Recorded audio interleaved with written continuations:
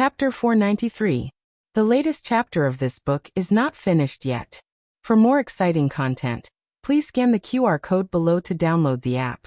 Novels are updated faster and more frequently. Millions of novels are free to read. There are all kinds of novels that you can't find online.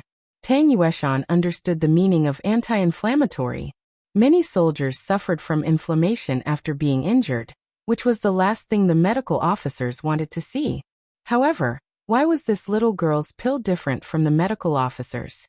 It didn't smell like Chinese medicine either. Tang Yueshan asked suspiciously.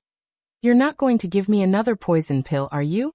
Gu Jiao gave him a look that said, "Do you think I'm such a generous person?" Tang Yueshan swallowed the pill with water in the end. He had never taken a capsule before, so he didn't know that this thing could stick to the throat. It couldn't go up or down, so it was stuck there. It was driving him crazy. Gu Jiao said to Tang Yueshan, "I'll keep watch. You go to sleep." Tang Yueshan said, "I'll keep watch." How could he let a little girl keep watch at night? Gu Chengfeng and Tang Yueshan had been taking turns to keep watch when they were staying in the cabin. Now that they were in the cave, Tang Yueshan would naturally agree to this arrangement. Tang Yueshan wasn't seriously injured when he was in the cabin, so Gu Jiao didn't care. But now that his left leg was pierced, Gu Jiao decided to let him have a good rest. He was a good fighter, so the sooner he recovered, the sooner he could fight the enemy. Gu Jiao stood at the door with the red-tasseled spear in her hand. She didn't want to go back to the cave. Tang Yueshan frowned. After spending a few days with Gu Jiao, he knew her temper. She wasn't like Gu Jiao, who was always angry. Her stubbornness was ingrained in her bones. No one could change her mind once she made up her mind. Regardless of whether he was here to keep watch or not, she would still keep watch. There was no need for him to waste his energy here. However, Tang Yueshan's throat was choked by the anti-inflammatory medicine, so he couldn't fall asleep for a while. Tang Yueshan's eyes fell on Gu Jiao's spear. The red-tasseled spear had no cloth strips. It took him a lot of effort to recognize that it was the divine weapon of the Yin Kingdom that Marquis Xianping brought back from the Qin Kingdom. It was once the weapon of the Yin Kingdom's divine general, Xianyuan Li. Later it was given to the Qin Kingdom. After the Qin Kingdom lost, it was given to the Marquis of Xianping. Didn't Marquis Xianping place it in the military camp? How did it end up in this girl's hands? Marquis Xianping gave it to her? Otherwise it would be Gu Chao. If it was Gu Chao, this action was very thought-provoking. According to Tang Yueshan's understanding of Gu Chao, he would never give such a powerful weapon to a girl, even if she was his granddaughter. So what was going on? Where did it go wrong? Who gave you the red-tasseled spear? Tang Yueshan asked. My brother, Gu Jiao said bluntly. They were sworn brothers, true brothers. Tang Yueshan interpreted it as personally. Could it be that Gu Chao gave it to one of his grandsons, who then gave it to Gu Jiao? Gu Changqing? Tang Yueshan murmured in his heart. Soon he realized that this idea was wrong. Why should he care about how a girl got her weapon? Whether it was Gu Chao or Gu Changqing, it had nothing to do with him. Tang Yueshan decided not to talk to Gu Jiao anymore. He lowered his head and wiped the big bow in his arms. This was the ancestral bow of the Tang family, a recurve bow. The archers of the Tang family were required to be able to draw a 3-pickle bow, but his bow was a 5-pickle bow. The requirement for arm strength was extremely high. Correspondingly, the power of the arrows shot out was also extremely high. Very few people could survive under his arrows, unless they missed their target. If the emperor's son-in-law had shot him with the Tang family's bow, he would have lost his leg on the spot before Gu Jiao treated him. He had always cherished his bow, and he didn't even want Tang Ming to touch it. He wiped his head for a long time, then looked up and saw that Gu Jiao was also wiping her bow. Where did this girl get a bow from? From the saddle, Gu Jiao said. Emperor's son-in-law's bow? Tang Yueshan asked instinctively. Well, maybe. After all, the horse was his, so everything on the horse should be his too. Gu Jiao wiped the bow carefully, and her technique was exactly the same as Tang Yueshan's. The corner of Tang Yueshan's mouth twitched. Girl, you're copying me. Gu Jiao saw Tang Yueshan's gaze on her. She rolled her eyes and said seriously, I didn't copy you. Tang Yueshan finished wiping the bow and went to wipe the bowstring. When he was done, he brushed the bowstring with his handkerchief. Gu Jiao followed suit and brushed it off. Tang Yueshan was speechless. Gu Jiao had nothing else to do, so she started to draw the bow. Tang Yueshan was left-handed, so he held the bow with his right hand and drew it with his left. Tang Yueshan was very sure that Gu Jiao used her right hand to hold the chopsticks and spear, but now she was using her left hand to draw the bow. Tang Yueshan's mouth twitched. "You didn't copy me. You didn't copy me. I don't care if you copy me or not, I won't teach you." Tang Yueshan held his bow and leaned against the wall at the entrance of the cave. He closed his eyes and waited quietly for the anti-inflammatory medicine to slide down his throat. Gu Jiao didn't shoot an arrow. She was just practicing. She didn't make much noise, and even Gu Qingfeng didn't wake up. However, Tang Yueshan was an archer, and he was very sensitive to the sound of the bowstring. He knew that Gu Jiao was using the wrong strength and posture. He held the bow in his arms and turned to the left, ignoring Gu Jiao. Gu Jiao continued to practice. Tang Yueshan held the big bow and turned to the right again. God knows how many times Tang Yueshan tossed and turned. The sound of Gu Jiao pulling the wrong bow was driving Tang Yueshan crazy. It was like a teacher was teaching. It's the father's fault if you don't teach. But there was still a stupid student who kept repeating, "It's the father's fault if you don't teach." The teacher couldn't stand it. Tang Yueshan couldn't stand it either. "You." Tang Yueshan sat up straight and angrily opened his eyes to look at Gu Jiao. "That's not how you pull the bow." He regretted it as soon as he said it. What if the girl asked him, "Oh, how should he pull the bow?" Should he tell her or not? Not tell her. He would never tell her. The girl got Tang Ming online and poisoned him. If he taught her, he would be a donkey. That's how I want to pull the bow. Gu Jiao raised her eyebrows and said. Tang Yueshan was speechless. Gu Jiao kept pulling the bow. Tang Yueshan broke down as long as Gu Jiao pulled the bow. Finally, Tang Yueshan couldn't break down anymore. If he endured it any longer, he would go bald. He stood up and walked toward Gu Jiao. He held the bow in his hand and demonstrated to her. That's how you pull the bow. Hold it here.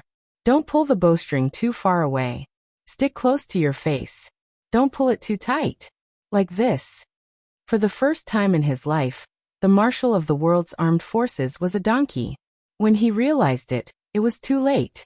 Or rather, compared to enduring Gu Jiao pulling the wrong bow over and over again, being a donkey didn't seem so unacceptable. Gu Jiao learned quickly. Tang Yueshan only gave her a few pointers, and she basically grasped the essentials. Tang Yueshan looked at the quiver on the saddle and said, "Try an arrow." Gu Jiao went to get an arrow, put it on the bow, pulled the bowstring, aimed at the tree outside the cave, and shot. The arrow hit the left side of the tree, but it was still some distance away from the center. Tang Yueshan was amazed that she could achieve this on her first night of learning. When Tang Ming first started learning archery, it took him a month to learn the posture of pulling the bow. Of course, it was because Tang Ming was too young, and his strength and comprehension were not as good as adults. However, Tang Yueshan still felt a sense of accomplishment for teaching this girl to such an extent in one night. Tang Yueshan cleared his throat and said, "Not bad. At least you hit the target." It was all because he taught her well. Even a pig could teach the best archer in the world. Gu Jiao blinked and pointed with her right hand. She said, "I was aiming at the tree next to it." Tang Yueshan was speechless. In Lingguan City, the man with the silver fox returned to the governor's office with his last few subordinates. "Sir." The soldiers on duty saluted him. The man with the silver fox was expressionless as he hurried into the mansion. He didn't go anywhere, and went straight to his courtyard. "All of you are dismissed," he ordered the servants in the house. "Yes, sir." The servants retreated. "Come out," the man with the silver fox said. A man in black jumped down from the beam, and saluted the man with the silver fox. "Master." The man with the silver fox clutched his waist. His expression changed and he fell onto the chair. The man in black was agitated. "Master." The man with the silver fox raised his hand and motioned him to calm down. "I'm fine. I'm just a little injured." That brat's red tasseled spear didn't just cut his belt, it also scratched his waist. He didn't say anything because they were facing a great enemy. His every move would affect the morale of the soldiers. Who hurt Master? His master was highly skilled in martial arts. The man in black couldn't think of anyone who could hurt him. The man with the silver fox said thoughtfully, "It's the assassin from that night." The man in black frowned. "The two young men who saved the old Marquis Dingen?" The younger one. The man with the silver fox recalled. "This brat is very strange. He has the black gunpowder from the Yen Kingdom, and the weapons from the Yen Kingdom." The man in black asked, "Don't tell me. The Zhao Kingdom found the Yen Kingdom to back them up." The man with the silver fox squinted his eyes. "If the Yen Kingdom really backed them up, they would have sent troops to suppress us. Do you think the millions of soldiers in the Yen Kingdom are a joke?" "Digression, sigh, I don't know what title to use. It's too late. I'll go to bed first. I'll come up with it tomorrow." The latest chapter of this book is not finished yet. For more exciting content, please scan the QR code below to download the app. Novels are updated faster. Millions of novels are free to read. Novels with content that can't be found on the internet are all available here. https://www.zhhbqg.com/89642_8964226/109555800. HTML Genius memorized this website's address in a second. www.zhhbqg.com Bikuj mobile reading website. zhhbqg.com. Chapter 494. The latest chapter of the book is not finished yet. For more exciting content, please scan the QR code below to download the app. The novel is updated faster. Millions of novels are free to read. There are all kinds of novels that can't be found online. In the next few days, snow fell from the sky and they were all trapped in the cave. Gu Jiao practiced archery in the cave when she had nothing to do. Tang Yueshan regretted teaching Gu Jiao a thing or two last night when he woke up. This girl was the enemy of the Tang family. He should have taught anyone but her. Coincidentally, Gu Qingfeng knew how to shoot arrows. He saw Gu Jiao drawing her bow in the cave and walked over to give her some pointers. He did not hold back from Gu Jiao. As long as he knew how to do something, he would not be stingy. He even used a shield and dry wood to make a simple target and hung it on the rock wall for Gu Jiao to shoot. Gu Qingfeng's archery skills were not bad. After all, he was the son of the Marquis. Even Gu Qinglin, the weakest among them, knew how to shoot on horseback since childhood. However, Gu Qingfeng's skills were only at the top level among ordinary people. Compared to the Tang family's archers, he was not good enough. It was not that Tang Yueshan was boasting, but any soldier from the Tang family's archers could easily outshine Gu Qingfeng's archery skills. Even the worst archers in the Tang family were required to be able to shoot a willow leaf from 100 paces away. Tang Yueshan couldn't stand the way Gu Qingfeng taught Gu Jiao. "You can't go wrong if you listen to me," Gu Qingfeng said to Gu Jiao. Tang Yueshan rolled his eyes in disgust. "You can't go wrong, you're wrong everywhere. Can a bow be pulled that way? Can an arrow be aimed that way?" This was even more unbearable than Gu Jiao pulling the wrong bow. Then Tang Yueshan played the donkey again. Tang Yueshan played the donkey every day. He played the donkey until the snow stopped. The old Marquis's postoperative infection disappeared. He was older, but because of his years of martial arts, his body was not inferior to the young men. His wounds healed well. Tang Yueshan's was even better. Gu Jiao removed the stitches from the 2 wounds on Tang Yueshan's thigh. They passed through the forest and came to a small village on the edge of Lingguan City. Gu Jiao asked the villagers to buy an ox cart. She exchanged the ox for her 2 horses and gave the other horse to Tang Yueshan. Tang Yueshan mounted his horse and said to the 2 of them, "Follow this road and you will reach ancient Moon City." Gu Qingfeng held the reins of his horse.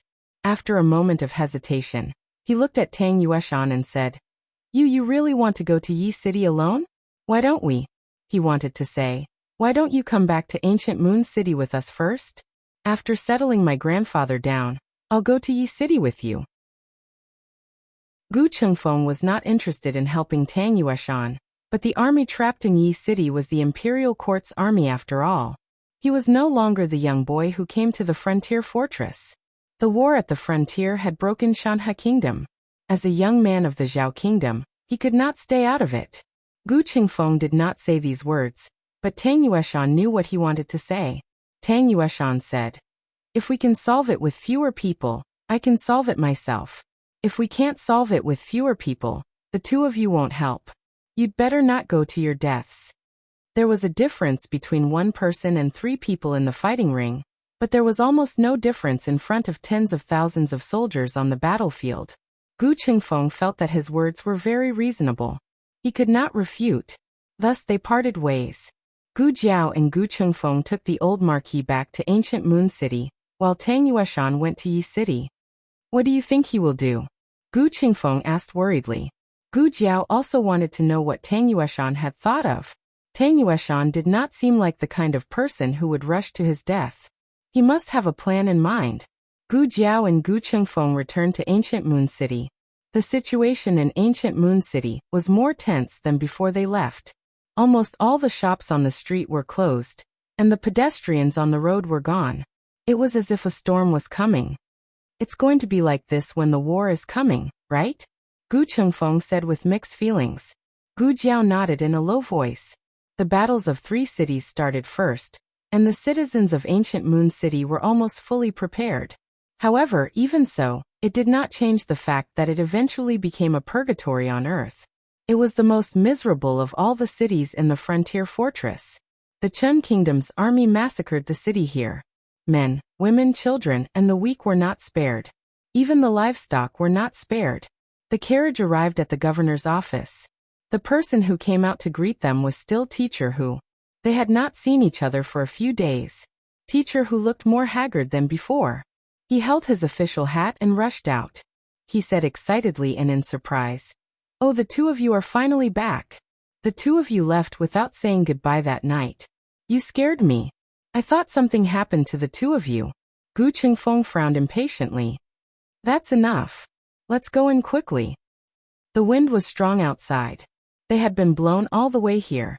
They were almost frozen to death. "Yes, yes, yes." Teacher Hu hurriedly agreed and led the way. Inadvertently, he saw a person lying on the handcart that had been set up at the last minute. When the old marquis came to the frontier fortress, he had stayed in the governor's office with Tang Yueshan. Teacher Hu had received them before. Teacher Hu quickly recognized the old marquis. He could not help but be shocked. "Marquis Gu, you went to Yi City to save someone?" Everyone thought that the old marquis was imprisoned in Yi City. Gu Jiao and Gu Qingfeng had disappeared after staying for a night. Teacher Hu and the governor had suspected their identities.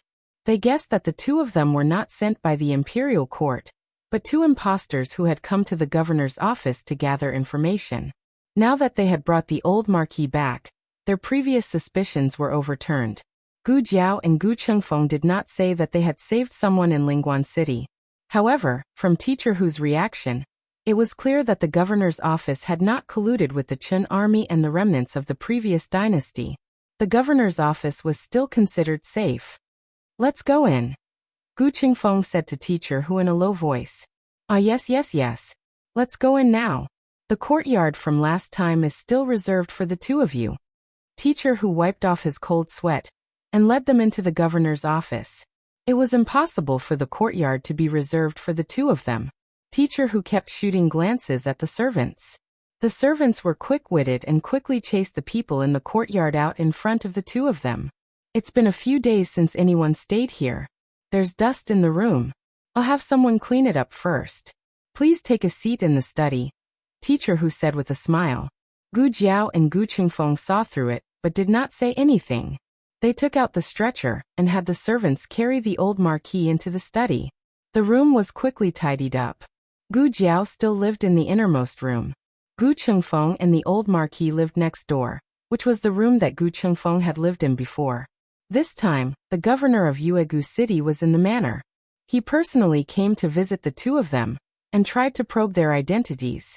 Unfortunately, the two of them did not say a word. The governor did not know much about the two of them, but seeing that the two of them had rescued the old marquis from the perilous Yi City, he knew that the two of them were not ordinary people. He did not dare to offend the two of them for the time being. The governor's surname was Chung. He was 39 years old this year. Perhaps it was because of the hardships in the frontier fortress, but he looked more mature than his actual age. Governor Chung cupped his hands at the two of them and said, "Forgive me for being blunt, but Yuegu City is about to go to war. Do the two of you know when the imperial court's reinforcements will arrive?" Gu Chengfeng said calmly, "The imperial court's army is already on the way. They will arrive when they should. How many guards are there in Yuegu City now?" 5,000, the governor said embarrassedly. "Only 5,000? Gu Chengfeng was shocked. "Why is it so little?" The governor said helplessly. "Yuegu City is only a small city. There was no army stationed there." Half of the 5,000 people were recruited at the last minute. If they were recruited at the last minute, they would basically be sending their heads to the battlefield. Gu Chengfeng was silent. He did not expect Yuegu City's situation to be so difficult. With so few people, if the remnants of the previous dynasty and the Chen Kingdom's army attacked Yuegu City would suffer a crushing defeat. "You may leave. We will call you if there is anything," Gu Chengfeng said to Governor Chung. Governor Chung cupped his hands. "If the two of you need anything, please call me at any time." After Governor Chung left, Gu Chengfeng said to the servants guarding the door, "There is no need for you here. You may leave as well." "Yes." The servants all left the courtyard. Gu Chengfeng naturally poured a cup of hot tea for Gu Jiao and said, "Drink some water first." Gu Jiao picked up the teacup and took a sip. Gu Chengfeng also poured a cup for himself. After drinking half of it, he put down the cup and sighed. "I don't know when my brother's army will arrive. If they attack Yuegu City now, I'm afraid these 5,000 people will not be able to defend it." In the dream, Yuegu City was indeed lost. The Gu army only arrived after Yuegu City was massacred. The tragedy of Yuegu City could not be blamed on the Gu army. After receiving the order from the imperial court, Gu Chongqing had rushed back to the capital as quickly as possible. He also used the fastest speed to integrate the Gu army and brought 100,000 troops north. Unfortunately, not all of the 100,000 troops were cavalry. With the current conditions of the Zhao Kingdom, the speed of the infantry could not exceed 50 kilometers a day. Otherwise, it might affect the combat strength of the infantry. Due to the influence of the climate of the frontier fortress, the closer they were to the north, the slower the speed of the march. There was even the possibility of snowfall blocking the mountains. Not to mention, the speed of the army did not depend on the fastest cavalry or the second fastest infantry, but on the slowest supplies. The supplies included provisions, tents, weapons, siege weapons, and so on. An army without supplies was like an unarmed soldier.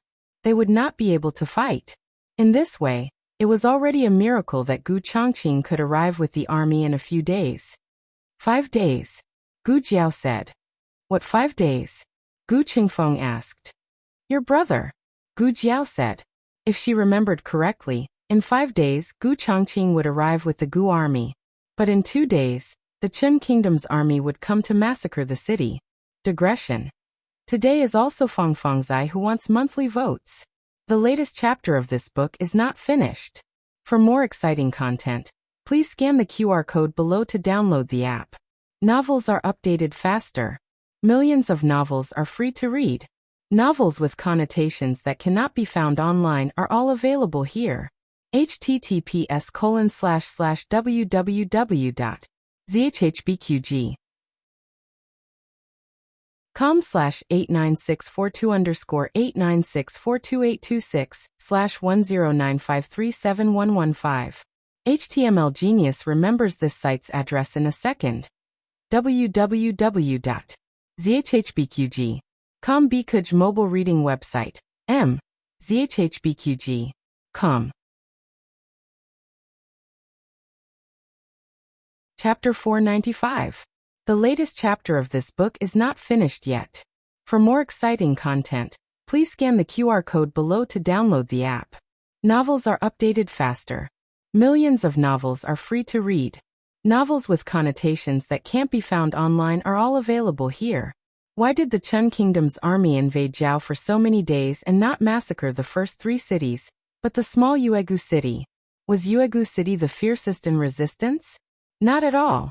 The fiercest resistance came from Beiyang City, followed by Yi City and Lingguan City.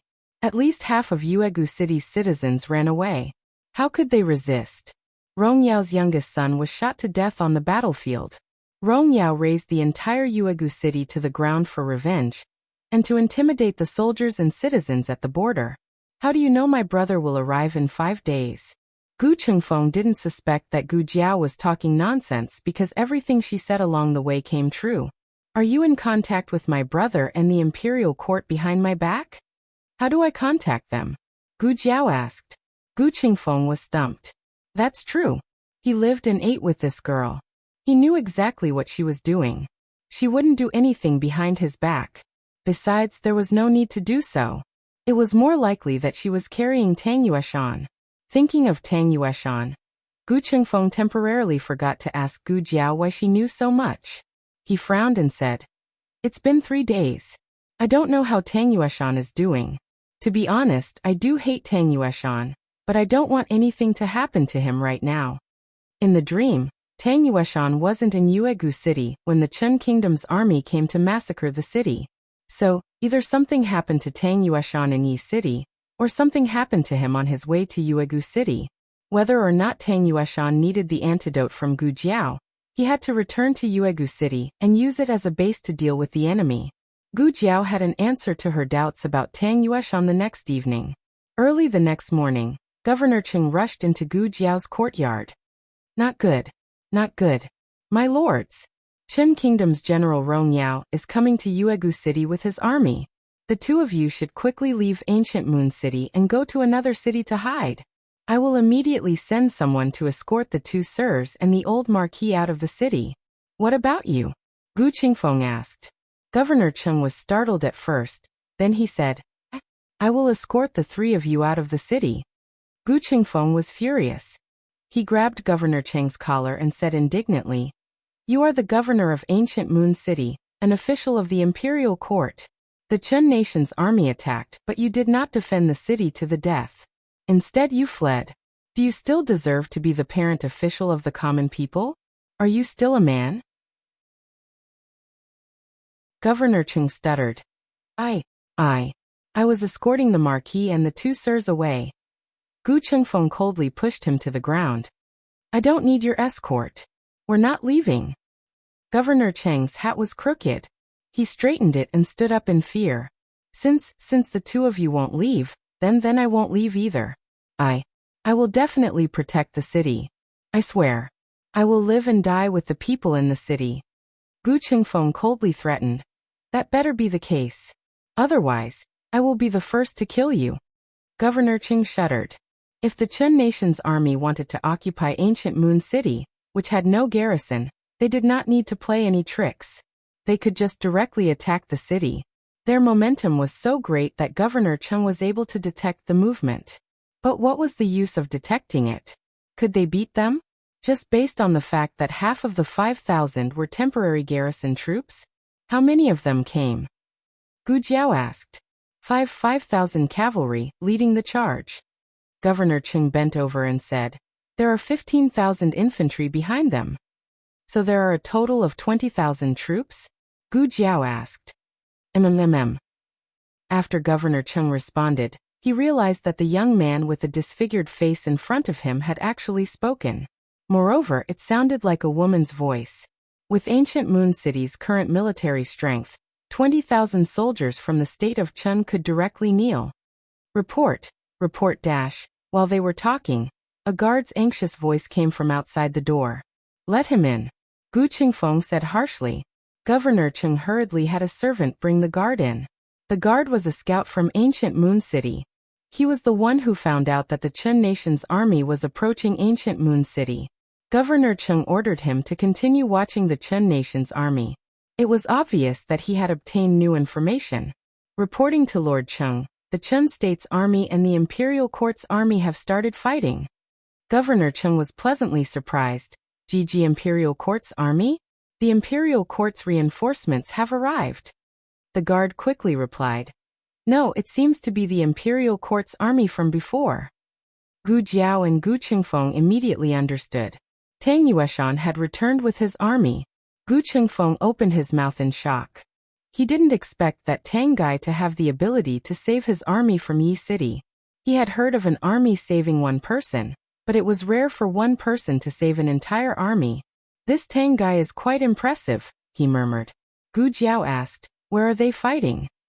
The guard said, Ancient Moon Slope, 20 miles away. Gu Jiao asked again, how many soldiers do they have each? Qin State's cavalry is 5,000, the Imperial Court's infantry is 2,000, and the archers are 500.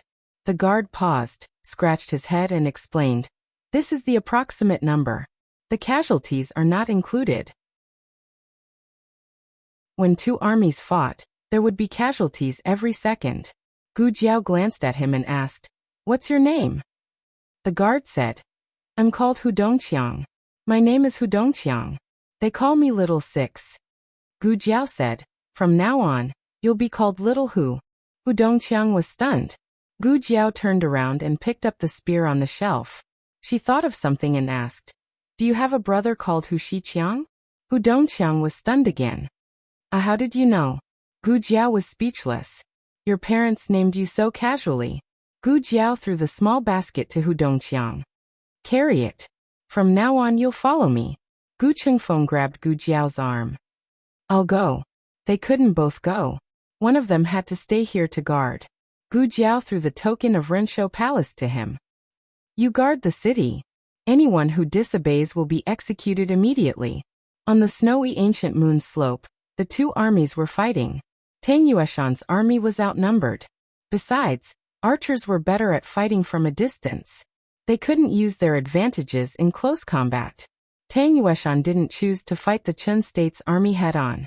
After a few feints, he began to retreat. However, he couldn't outrun a horse. No matter how hard his army retreated, the Qin State's cavalry gradually caught up with them. They were blocked in a canyon. There was only one way out of the canyon. 10 miles ahead of them was the Qin State's 15,000 infantrymen. Behind them were the 5,000 cavalrymen. Unless they could choose to fight their way out of the canyon, they would be trapped in the canyon. Tang Yueshan rode on the horse and looked around. In fact, with their current strength, it didn't make much of a difference whether they had 5,000 cavalrymen or 15,000 infantrymen. They could only struggle for a short time or a longer time, but they would all be wiped out in the end. His army hadn't eaten anything for 3 days. It wasn't just the difference in numbers.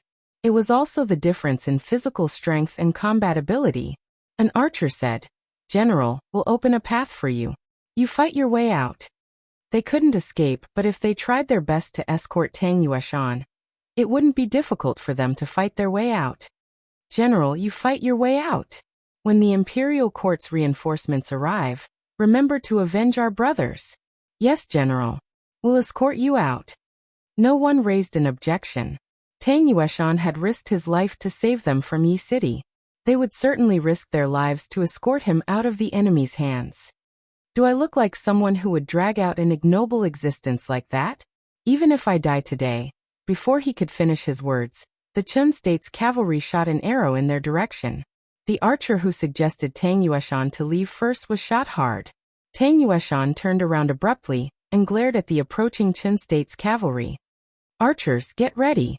The 500 archers got into formation and drew their bows. The cavalry was too fast. There wasn't much time left for them to attack. Tang Yueshan waved his arm. Shoot! After the first round of arrows was released, the archers crouched down to prepare. The archers behind them stood up seamlessly and shot the second round of arrows. The Tang family's archers were good at shooting. None of their arrows missed their targets. However, they didn't have enough arrows. Before the Qin State's cavalry stepped out of the optimal shooting range, the Tang family's archers had shot all their arrows. 108 arrows, 108 hits. They tried their best. They deserved the title of Tang family's archers. They didn't embarrass Marshal Tang. The archers were ready to die. They pulled out the daggers at their waists. It was time to drag the Qin State soldiers to hell with them. Kill one tie. Kill two profit. However, just as everyone was waiting to die together with the Qin State's cavalry, a loud noise came from above. Everyone looked up and saw a huge rock rolling down from the mountain on one side of the valley.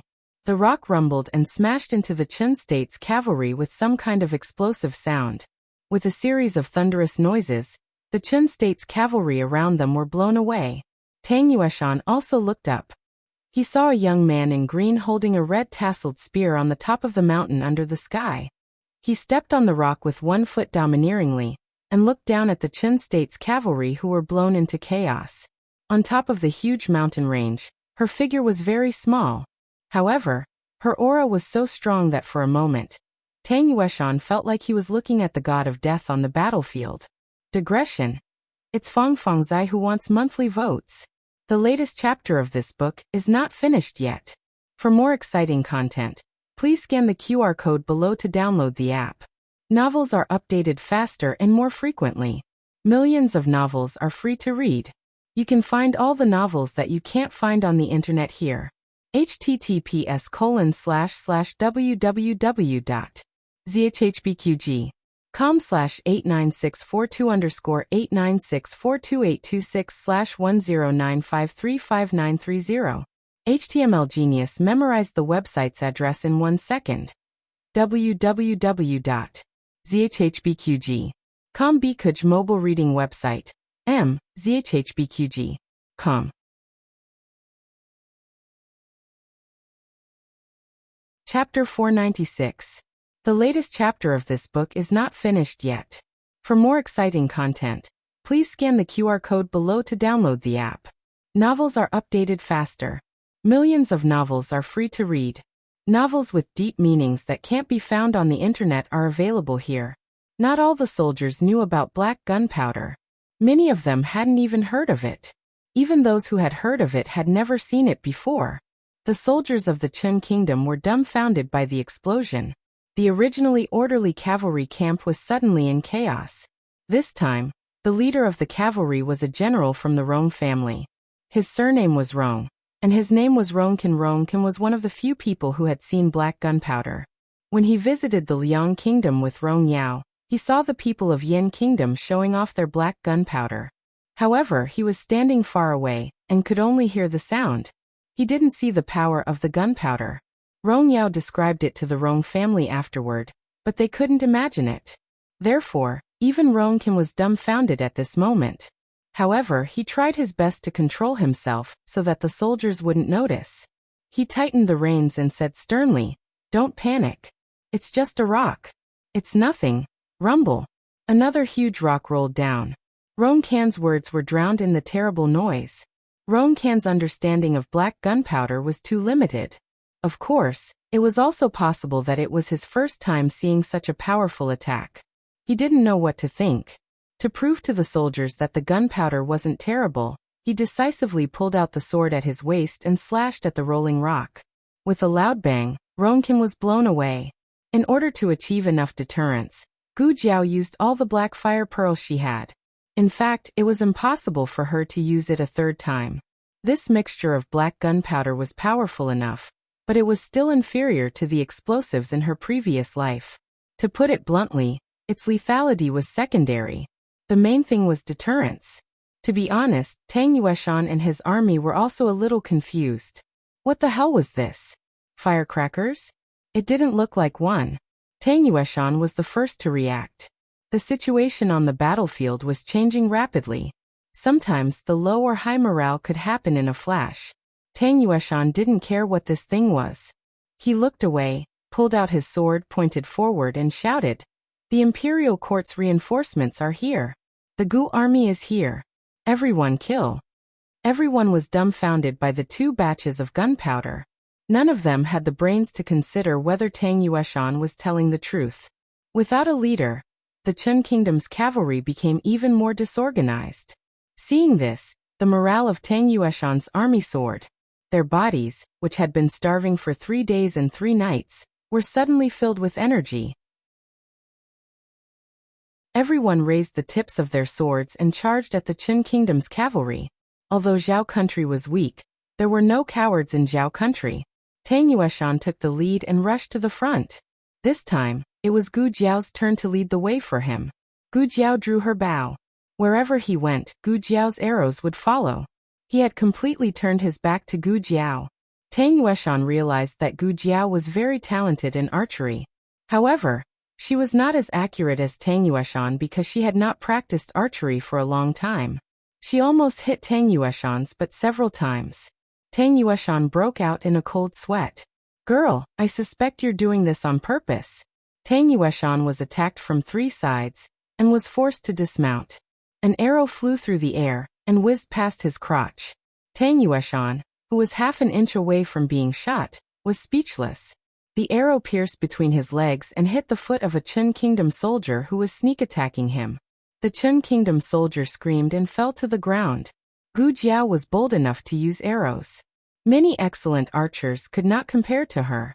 When facing a general like Tang Yueshan, they would be worried that their archery skills were not good enough, and they would accidentally hurt him. Therefore, they would be restrained when shooting arrows. Gu Jiao was not like that. Tang Yueshan had a whole new level of respect for her decisiveness. How many men in the world could do what she did? Tang Yueshan suddenly felt a wave of heat in his chest. He could not tell what it was. He just killed more bravely and fearlessly. There seemed to be someone in the world who understood him. And he understood that person. At that moment, he had forgotten that she was his enemy. In the end, the 5,000 cavalrymen were utterly defeated by Tang Yueshan and his men. They brought their wounded soldiers and fled, regrouping with the army of 15,000 Chun soldiers who were still tens of miles away. Tang Yueshan sat on the ground, gasping for breath. "How many did we kill?" he asked, panting. 167. A voice came from above Tang Yueshan's head. Tang Yueshan looked up and saw Gu Jiao and a Yi soldier coming down the mountain. It was the soldier who had spoken. "Greetings, Marshal Tang." Hu Dongqiang bowed. He was carrying Gu Jiao's basket on his back. Tang Yueshan knew that the basket was very important to Gu Jiao. The fact that he could carry it meant that he had been chosen by Gu Jiao. He was indeed quite observant. Tang Yueshan nodded. Gu Jiao was not wearing a mask. Her face was completely exposed under the sunlight. Everyone looked at her in surprise. The soldiers were not interested in the birthmark on her face. Instead, it was her age that piqued their curiosity. She looked even younger than they were.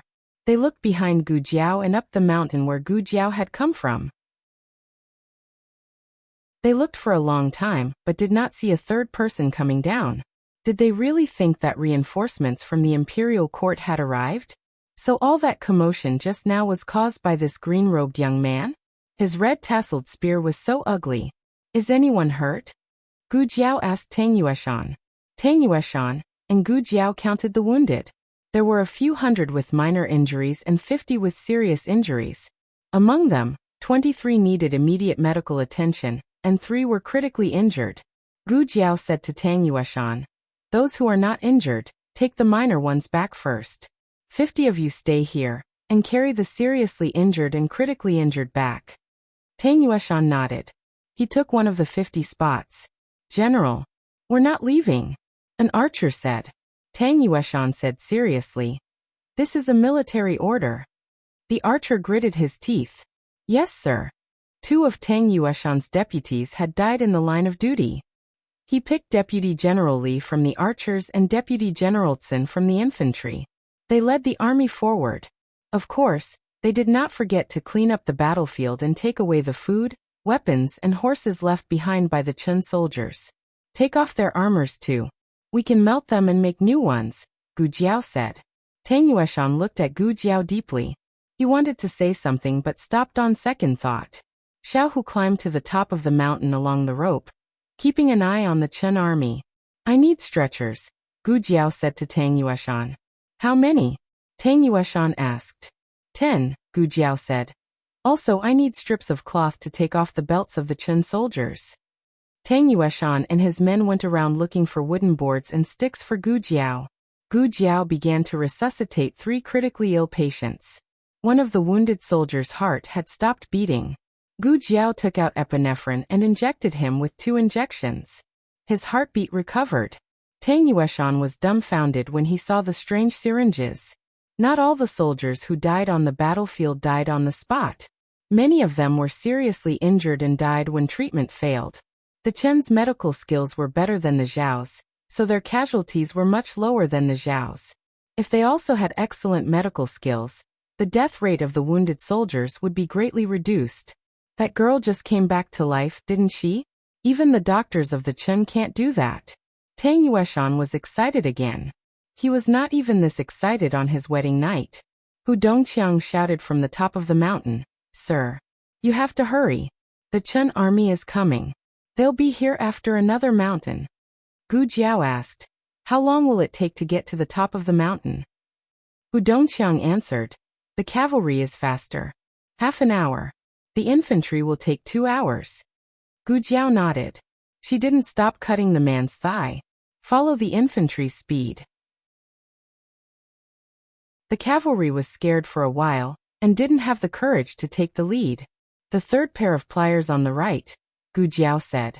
She couldn't free her hands. Tang Yueshan was stunned for a moment before he realized she was talking to him. He skillfully found the third pair of pliers, which looked like scissors to him. "Clamp here." Gu Jiao signaled Tang Yueshan with her eyes. "Are you going to cut his veins?" Tang Yueshan frowned. "These are hemostatic forceps." Gu Jiao said, "Hurry up." Tang Yueshan suspiciously used the scissors and found that the veins were not cut. The bleeding had stopped. Tang Yueshan wasn't scared of blood or wounds. He watched the whole process and felt more and more that this girl was not simple. Gu Jiao stopped the bleeding of the last critically ill patient. She took off her gloves and said, "Okay, get on the stretchers. These 3 go first." Tang Yueshan ordered 10 soldiers to take turns carrying the 3 stretchers. Of the remaining 23 seriously injured patients, only 7 needed to be carried on stretchers. The rest could ride on horseback. Gu Jiao raced against time to treat the wounds of the wounded soldiers. There was not enough time, so she could only do simple treatment. Even so, time passed. Hu Dongqiang said, "Sir, they're coming down the mountain. They're less than 6 miles away. We have to hurry. These 2 soldiers can get on the stretchers. This soldier, get on the stretcher.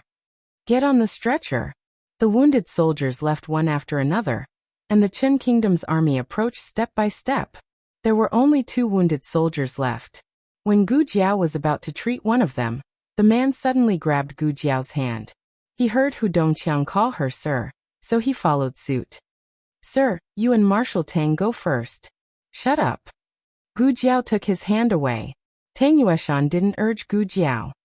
He just silently held the bow in his hand and filled the quiver with arrows on his back.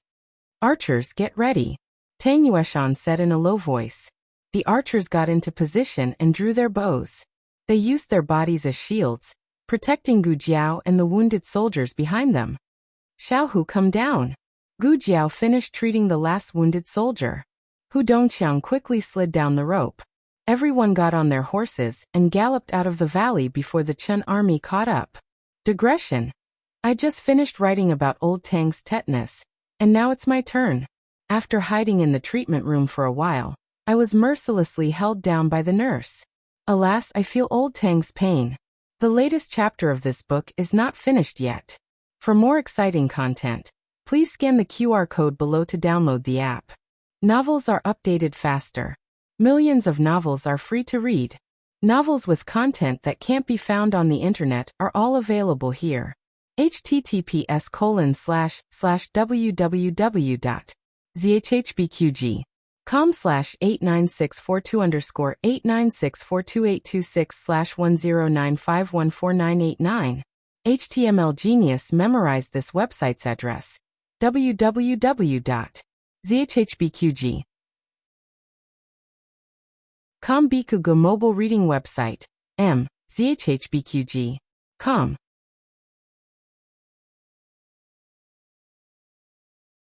Chapter 497. The latest chapter of this book is not finished yet. For more exciting content, please scan the QR code below to download the app. Novels are updated faster. Millions of novels are free to read. Novels with a deeper meaning that can't be found online are all available here.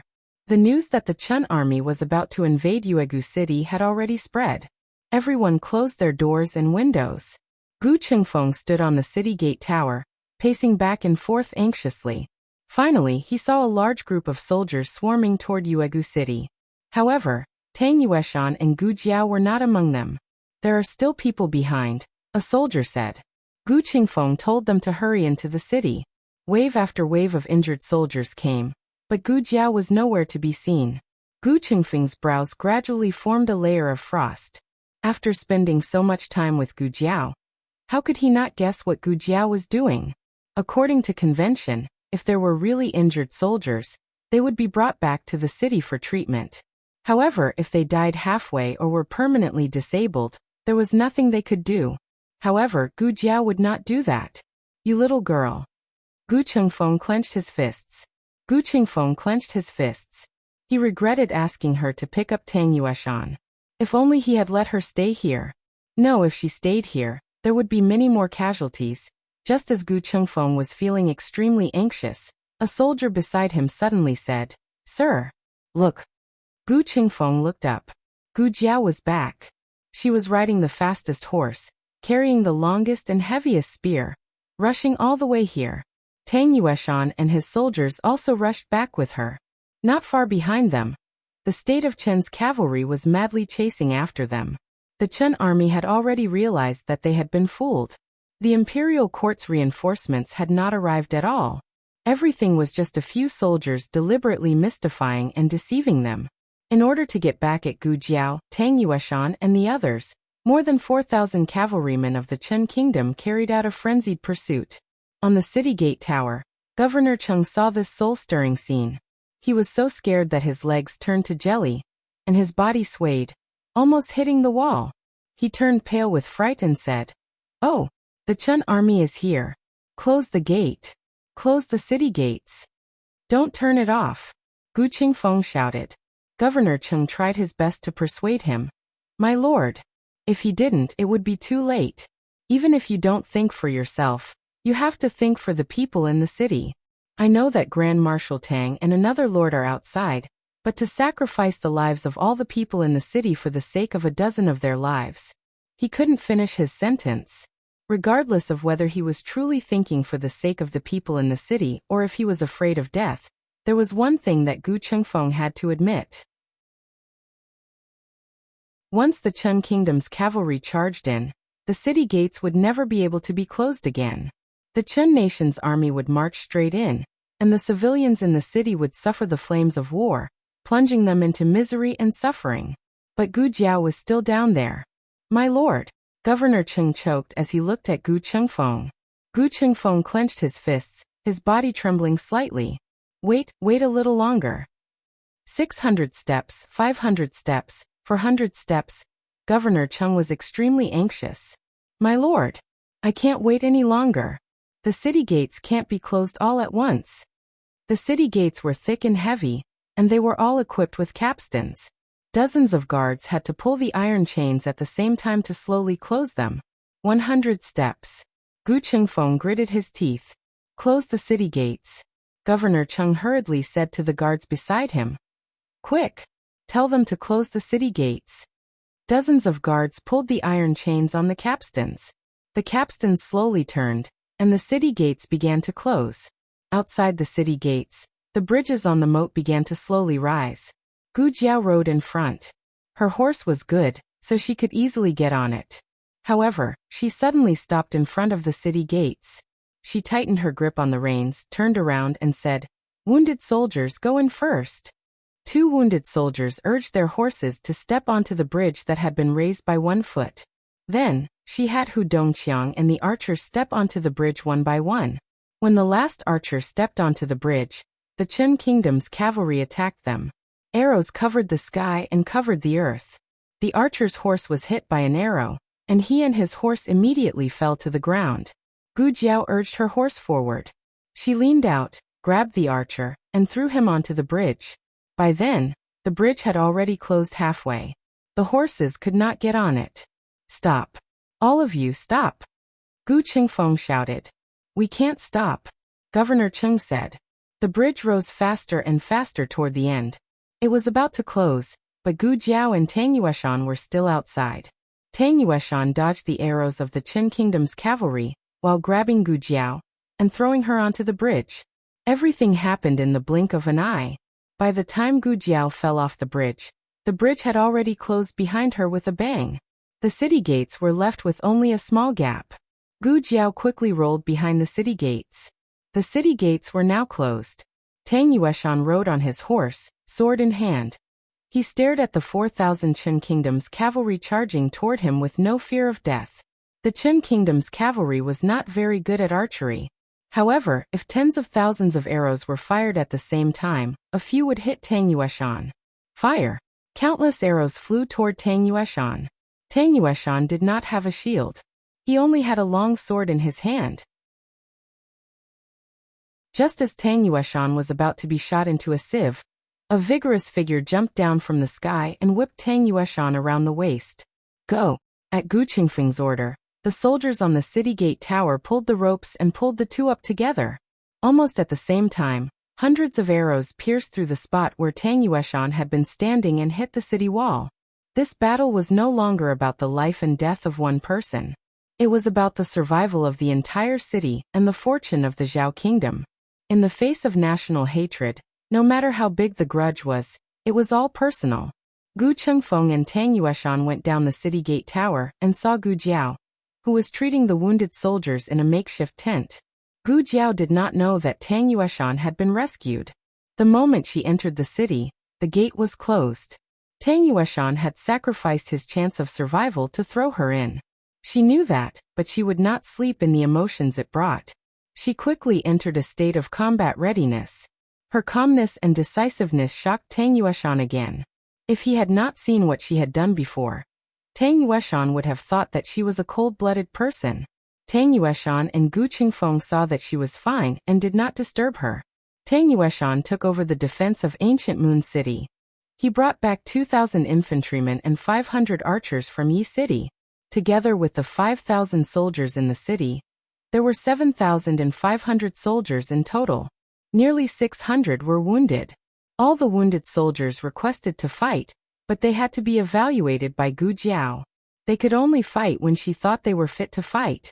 In addition, nearly half of the 5,000 soldiers in ancient Moon City were able-bodied men temporarily recruited from the common people. These people would not rush to the front line to die.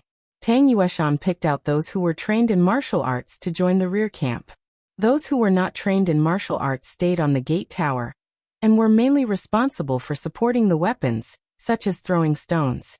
In addition, there were not enough weapons and armor. Tang Yueshan ordered his subordinates to gather the blacksmiths in the city and have them forge overnight. Wait. General Tang, do you have any other orders? Tang Yueshan paused and said to Deputy General Li, forge another set of armor. Nearly 20,000 soldiers from the state of Qin arrived at the city. They were like a giant beast that could swallow ancient Moon City at any time. The common people in the city closed their doors and windows. Everyone was in danger. There was not much food left in the governor's office. Because there was no garrison, the food was only enough for 2,000 guards. Now that there were 5,000 more mouths to feed, the governor's office's granary was suddenly stretched to the limit. Gu Qingfeng's task was to buy food from the common people in the city. He went with advisor Hu. Let's go to the grain shop in the city first, Gu Qingfeng said. Advisor Hu brought Gu Qingfeng to a rice shop near the city gate tower.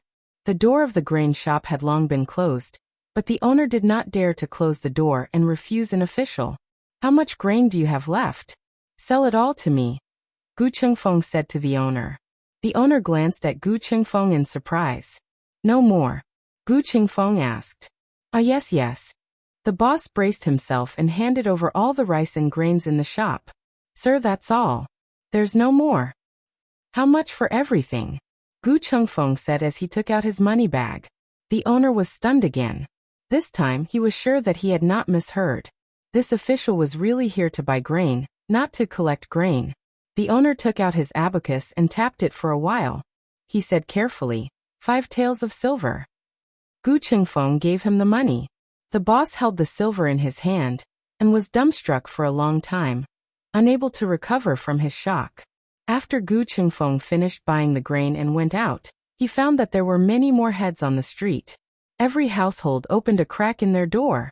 The people looked at Gu Qingfeng curiously and fearfully.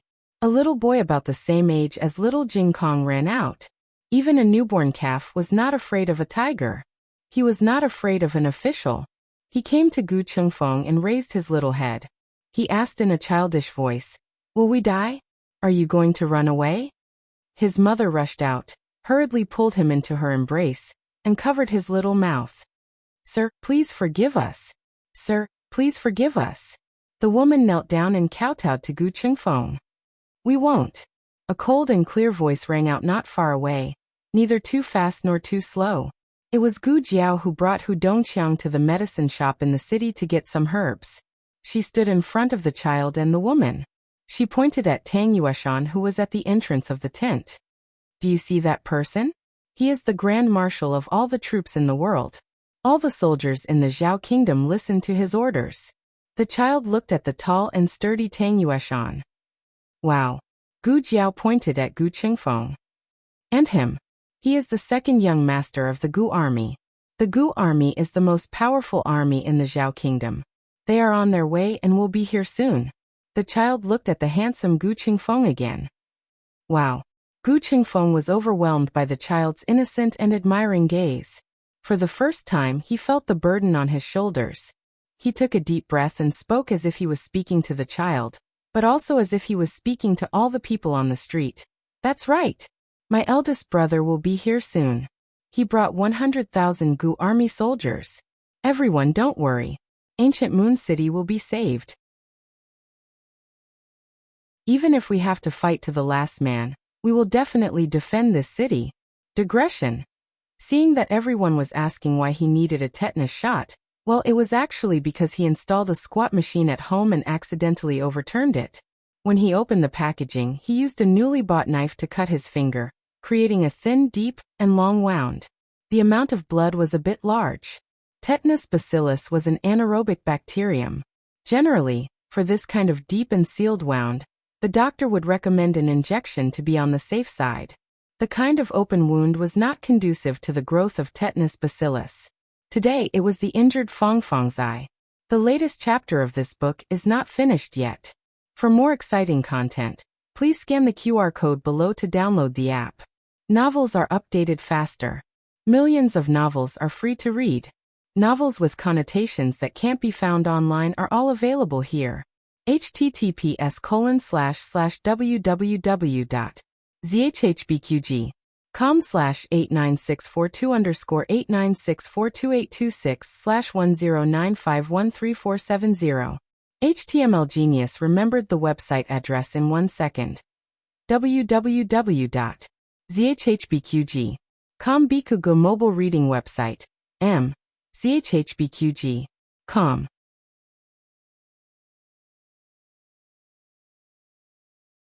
Chapter 498. The latest chapter of this book is not finished yet. For more exciting content, please scan the QR code below to download the app. Novels are updated faster and more fully. Millions of novels are free to read. Novels with connotations that can't be found online are all available here. The news of Ancient Moon City going to war was not a matter of a day or two. The people who could run had already run. Those who couldn't run had stocked up on rice and grain at home. The grain stores had long been emptied. Gu Qingfeng was lucky in the beginning. The first grain store he ran into happened to have stored grain. The rest of the stores were barely enough to feed themselves. Gu Qingfeng walked dejectedly on the empty street. As the son of the first wife of the Marquis, when had he ever worried about basic necessities? His delicacies cost more than 5 taels of silver for a meal, but this was the rations of hundreds of soldiers for a day. Advisor Hu, is there really no other place to buy rice? Gu Qingfeng asked dejectedly. Advisor Hu took in Gu Qingfeng's expression. He sighed deeply. We've been to all the stores that have grain. This is all we have. If not, they would have to go door to collect grain. Advisor Hu didn't say anything about this. He could tell that these 2 young officials were different from the imperial envoys. They wouldn't forcibly collect things from the people. How long can our grain last? Gu Qingfeng asked. This. Advisor Hu calculated silently in his heart. If we reduce it by 1 meal a day, it can last for 2 days. Gu Qingfeng muttered. But my eldest brother won't be here for another 4 days. Moreover, they couldn't reduce it. They were soldiers who protected their country. How could they be allowed to fight on an empty stomach? Not to mention that the Chun army wouldn't attack the city in the next few days. They were already at the city gates. If they didn't seize the opportunity to take ancient Moon City, were they going to wait for his eldest brother to come and wipe them all out? As the two spoke, they returned to the camp near the city gate tower with the grain pulled by the mule cart. Gu Qingfeng walked with his head down and didn't look forward. Advisor who did the same. All of a sudden, one of the accompanying soldiers shouted, "Sir! Advisor! Look!" Gu Qingfeng and Advisor who looked in the direction of the soldier's finger. It was the kitchen near the camp. Strange bundles were placed on the ground in front of the kitchen door. Some of the bundles were tightly wrapped so they couldn't see what was inside. Some of the bundles were loose and they could vaguely see rice or steamed buns. There were even corn cobs, vegetables, sorghum bread, pancakes, bacon, eggs, and so on, which were placed in sieves and dustpans. Just as Gu Qingfeng was wondering what was going on, he saw a few commoners carrying a few small bags of flour and corn flour over. They put the flour on the ground and left without saying a word. The child who was talking to Gu Qingfeng just now also came over. He and his mother were together. His mother put down a few freshly baked sweet potatoes. He seemed to want to put something in as well, but he couldn't find anything even after rummaging through his small pocket. In the end, he thought for a moment and took out the half-eaten sesame candy from his mouth. He sucked his saliva and reluctantly put it on one of the sweet potatoes. That was something he could only eat during the new year. But because there was going to be a war, and he didn't know if he could survive, his parents gave it to him in advance. That was the best thing he could give them. Gu Qingfeng's eyes suddenly felt hot. They were the people of the kingdom of Zhao that his grandfather and brother had sworn to protect. But it wasn't just the soldiers who protected the people. The people were also protecting them in their own ways. They were protecting an army and a city. Outside the city walls, the army of the kingdom of Chun had already started to prepare the battering rams and scaling ladders needed to attack the city. Because of the moat, they also needed to prepare a few flying bridges. The flying bridges were being built quickly, and the scaling ladders were also being assembled in full swing. Tang Yueshan looked at their manpower and progress and estimated that they would be ready by tomorrow night. If there were weapons for attacking, there would naturally be weapons for defending. Not only were the blacksmiths in the city recruited to forge armor and weapons, but Tang Yueshan also recruited carpenters to lead the soldiers to build battering rams, stones, and rolling logs. The battering rams were weapons used to deal with scaling ladders. A battering ram was attached to the frame of the battering ram, which could destroy or knock down the scaling ladders when they approached. In addition, there were also kerosene and arrows. The carpenters in the city didn't need to make the arrows. The archers of the Tang family could make them themselves. It was one of their basic skills. The archers of other countries didn't need to know how to make arrows themselves. That was why the archers of the Tang family were famous in the 6 countries. Tang Yueshan began to quietly wait for dawn after he finished deploying the troops. It was a sleepless night for both the army of the Kingdom of Chun and the soldiers of the Kingdom of Zhao. By the time the first ray of light appeared on the horizon, the preparations that needed to be made were more or less complete. They only had 7,000 soldiers and less than 5,000 regular soldiers. The 20,000 soldiers of the Kingdom of Chun were all regular soldiers. The disparity in strength between the two sides was too great. This was going to be a battle to the death. But as Gu Qingfeng said, they had to defend the city even if they had to fight to the last man. The price might be the lives of these 7,000 soldiers, including Tang Yueshan's own. Grand Marshal Tang. Dazzling sunlight seeped in through the gaps in the curtains. 2 of Tang Yueshan's newly appointed lieutenants entered the tent. Both of them had come to report on their orders. "Is everything done?" Tang Yueshan asked. Lieutenant Sun cupped his hands and said, "Sir, the battering rams, boulders, and rolling logs are all done. They've been moved to the tower." "Good." Tang Yueshan nodded and looked at Lieutenant Li. Lieutenant Li cupped his hands and said, "The weapons and armor are also completed."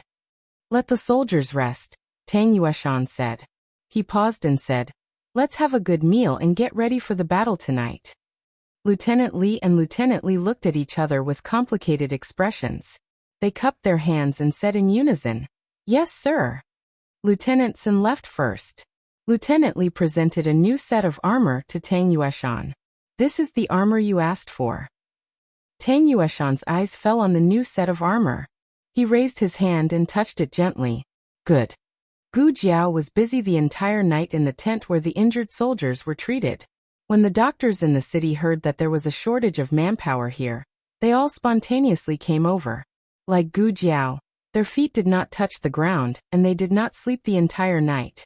By the time they finished treating the last batch of wounded soldiers, they were all exhausted. They did not even bother to go home to rest. They all fell asleep on the table. Gu Jiao sat on the ground with her red-tasseled spear in her arms. She leaned against the pillar supporting the tent, and soon fell asleep as well. She was awakened by the heat. When she opened her eyes, she saw a thick robe on her. It was Gu Qingfeng's. She removed the robe and stretched her legs. She sat up straight and rubbed her sore neck and lower back. When she rubbed the back of her waist, her fingertips inadvertently touched something cold. She blinked strangely and turned her head to look, only to see that there was a set of armor beside her. She muttered, "Whose armor is this?" Hu Dongqiang walked into the tent with a bowl of boiled medicine. When he saw Gu Jiao, his eyes lit up. "Milord, you're awake. Just in time. I've prepared the medicine you asked me to prepare. Should I wake the patient up and feed him?" "Yes, feed him," Gu Jiao said. "Okay." Hu Dongqiang went to wake up the soldier who needed the medicine. "Whose armor is this?" Gu Jiao asked him. "Yours, right?" Hu Dongqiang said. "Mine." Gu Jiao blinked. Hu Dongqiang guessed. "Last night, the blacksmiths in the city repaired and forged armor for the soldiers. They might have made one for you, milord." Gu Jiao nodded and stood up to try it on. It fit her well. She put on the helmet and went to the water tank to look at it. It looks good." Gu Jiao shook her head. Ancient Moon City's terrain was steep and steep. It was surrounded by mountains on three sides. In a situation where one didn't have to worry about strength, attacking the city from the front was the easiest. The Chun army of 20,000 naturally didn't fear the few thousand soldiers in Ancient Moon City. It was a one-sided battle. The highest-ranking general leading the army was Rong Yao's youngest son, Rong Fu. Governor Cheng heard that Rong Yao was personally leading the army, but in reality, Rong Yao only sent the army out of Yi City. The real commander was his youngest son, Rong Fu. In the dream, Rong Yao rushed over to massacre the city after Rong Fu was shot to death. The one who shot Rong Fu wasn't an archer from the Tang family. It was just an ordinary guard. That guard was never accurate. When he shot Rong Fu, he was stunned. Rong Fu was even more stunned. Rong Fu was as famous as Gu Changqing. They were both young and famous generals. The two of them were about the same age. This battle was of utmost importance to Rong Fu, and he was determined to win it. Gu Jiao wasn't sure if Rong Fu would still be shot to death. After all, many things had changed. Tang Yueshan's army entered the city. She and Gu Qingfeng also entered the city. The guard who shot Rong Fu to death might have been sent to another post by Tang Yueshan. The Chun army's attack and defense were also different from the one in the dream. In the evening, Rong Fu gave the order to attack the city. The latest chapter of this book is not finished yet. For more exciting content, please scan the QR code below to download the app. Novels are updated faster. Millions of novels are free to read. Novels with content that can't be found online are all available here. https://www.zhbqg.com/89642_896422826/1094888221. HTML Genius memorized this website's address in 1 second. www.zhbqg.com Bikuj mobile reading website. zhbqg.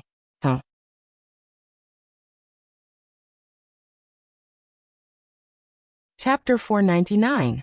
The latest chapter of this book is not finished yet. For more exciting content, please scan the QR code below to download the app. Novels are updated faster. Millions of novels are free to read. Novels with content that can't be found online are available here. The vanguard of the Chen army quickly approached the moat with the flying bridges. Tang Yueshan stood on the tall city gate tower. Archers, get ready. The Tang family archers launched the first wave of counterattack against the Chen army. Their arrows clanged against the armor and shields of the vanguard soldiers. When one of the vanguard soldiers was hit by an arrow and fell to the ground, another vanguard soldier would immediately take his place. Their speed was extremely fast. After almost all the vanguard soldiers under the flying bridges had been replaced, the 3 flying bridges were placed on top of the moat. More than 100 Chen soldiers were killed or injured. However, these casualties gave the remaining 20,000 soldiers a chance to attack the city. Get on the ladders. Rongfu ordered. Hundreds of Chen soldiers carried more than 20 ladders and rushed onto the bridges. The Tang family archers tried their best to stop the ladders, but there were too many of them. Whenever a soldier fell, another soldier would immediately grab the ladder. At the same time, the Chen army's catapults launched a terrifying long-range attack against the archers on the city wall. Stones covered in oil smashed onto the city wall. The archers couldn't dodge in time, and were knocked to the ground. Oh no! The rolling logs are on fire. A soldier shouted. The rolling logs were used to deal with the Chen army's ladders. Now that they were on fire, how were they supposed to hold them? With the help of the catapults, the ladders were placed on the city wall one after another. Tang Yueshan ordered, "Ram." The ram stepped out of the formation. The rolling logs on the carriage smashed into the Chen army's ladders. Boom. A loud noise came from below the city gate tower. Deputy General Tsen, who was attacking the ladders, was shocked. Oh no! It's the Chen army's ram. They're attacking the city gate. Behind the city gate, Gu Qingfeng and Deputy General Li were on standby with 2,000 soldiers. The cavalrymen rode on horseback. The infantrymen were behind them and on both sides. Everyone looked serious. Have the wounded been evacuated? Gu Qingfeng asked. Yes, Deputy General Li said. Dr. Gu took them away. What about the people nearby? Gu Qingfeng asked. They've also been relocated. Deputy General Li continued. The flying bridge had been modified and reinforced with iron chains and iron plates. It was several times harder than ordinary flying bridges. However, the Chen nation's siege chariots were also very sturdy. With every collision, the entire city gate tower seemed to tremble 3 times. Everyone's throats involuntarily moved as they simultaneously tightened their grip on the longswords in their hands.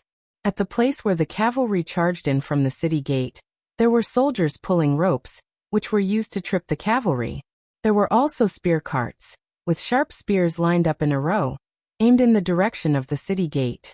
Even so, everyone knew that these things could not completely stop the Chen state's army's attack. A bloody battle was unavoidable. Bang! Bang! Bang! Bang! The gigantic battering ram caused the flying bridge to tremble, and the dust on the city walls began to rustle down. With a deafening crash, the flying bridge was destroyed by the Chen state's assault vehicle. The Chen state's chariots planned to further attack ancient Moon City's gates, but at this moment, an unexpected situation happened. Suddenly, several barrels of kerosene fell from the city gate. The ropes of kerosene were tied to the flying bridge. As long as the flying bridge was not broken, the ropes would not break. However, the flying bridge was broken. The kerosene splashed onto the Chen state soldiers and siege chariots. When the kerosene was finished, the fire extinguishers and hats hanging from the barrels were pulled apart by the thin wires on both ends, and they fell to the ground with a thud. Not good. Run! A Chen state soldier shouted. Unfortunately, it was too late. The kerosene was ignited, and the flames rose 3 feet high. The siege chariots quickly caught fire, and the Chen state soldiers were so burned that they covered their heads and fled. Inside the city gate, Gu Qingfeng, Deputy General Li, and the others heard the screams coming from the city gate, and understood that the kerosene plan had worked. Deputy General Li looked at Gu Qingfeng excitedly. Lord Gu, you are truly a genius. It was not his genius, but Gu Jiao's. The modification of the flying bridge, and the setting of the traps were all Gu Jiao's ideas. He only made them. In fact, he felt that if Gu Xiaoshan was here, he might have done better.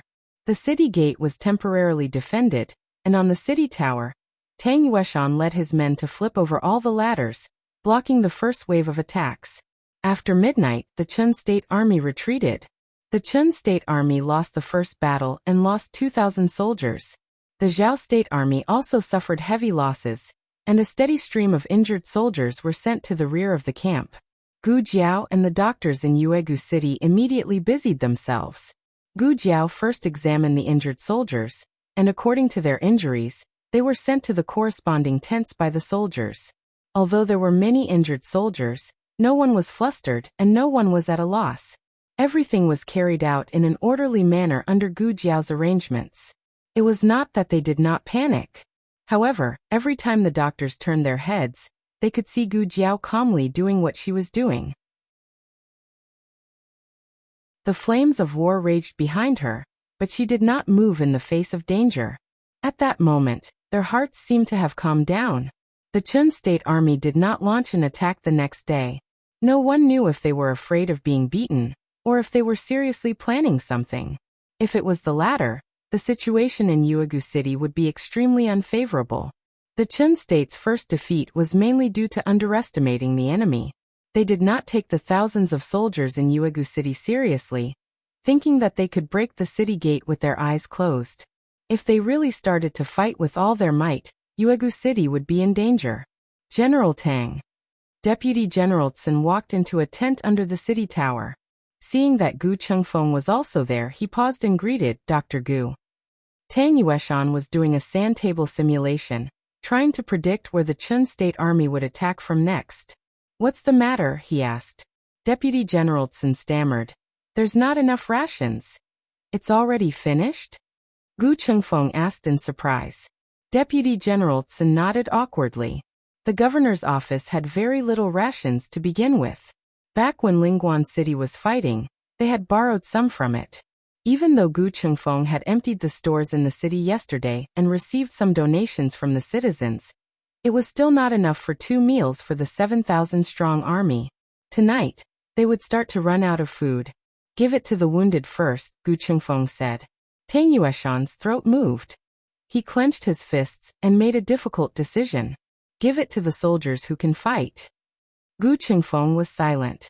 His conscience told him that he should help the weak, but his reason reminded him that the weak could not fight. Only by feeding the healthy soldiers could they kill more enemies and defend the city. The lives of the wounded were also lives. But more important than their lives was the mission of protecting the country. Deputy General Tsun's throat felt sore. What he did not say was that even if they gave it to the soldiers who could fight, it would not be enough. Deputy General Tsun left the tent. Gu Chengfeng was immersed in an inexplicable sense of regret. Tang Yueshan frowned. "What are you thinking about?" Gu Chengfeng said sullenly. "I'm thinking about why I wasted so much food in the past." He never knew that the soldiers at the border had to suffer so much, let alone that the war was so tragic. After a while, Deputy General Tsun brought in a few steamed buns and 2 bowls of rice soup. He said to Tang Yueshan and Gu Chengfeng, "Grand Marshal Tang, Lord Gu, you should eat some too." Tang Yueshan said, "I don't need it." He knew his own condition. He could handle it. Gu Chengfeng said, "I don't want it either. Take it and share it with the soldiers. I ate a lot of oil along the way. It's okay to starve for a few days." Deputy General Tsun was about to persuade them when there was a commotion outside the tent. Deputy General Tsun went out to take a look and was stunned. The people of Yueshan came to deliver food again. Last time, they had given away their own food, but this time, they had saved their own dinner. Of course, the soldiers did not want it. Deputy General Tsun went forward to persuade the people to leave. Tang Yueshan's body was tense. He held back his emotions and walked out.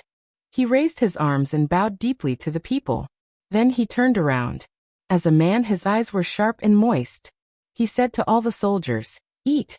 The soldiers picked up the steaming bowls. Their throats were swollen and painful. They choked and wiped away their tears and ate with big mouthfuls. In the next 3 days, the Chun army launched 3 small attacks on Yueshan, and 1 big attack. Although the Chun soldiers suffered heavy casualties, the soldiers of Yueshan also suffered heavy losses. By the time of the last attack, Yueshan had less than 2,000 soldiers left. The Chun army's scaling ladders were firmly placed on the city wall. Countless Chun soldiers rushed up the city wall.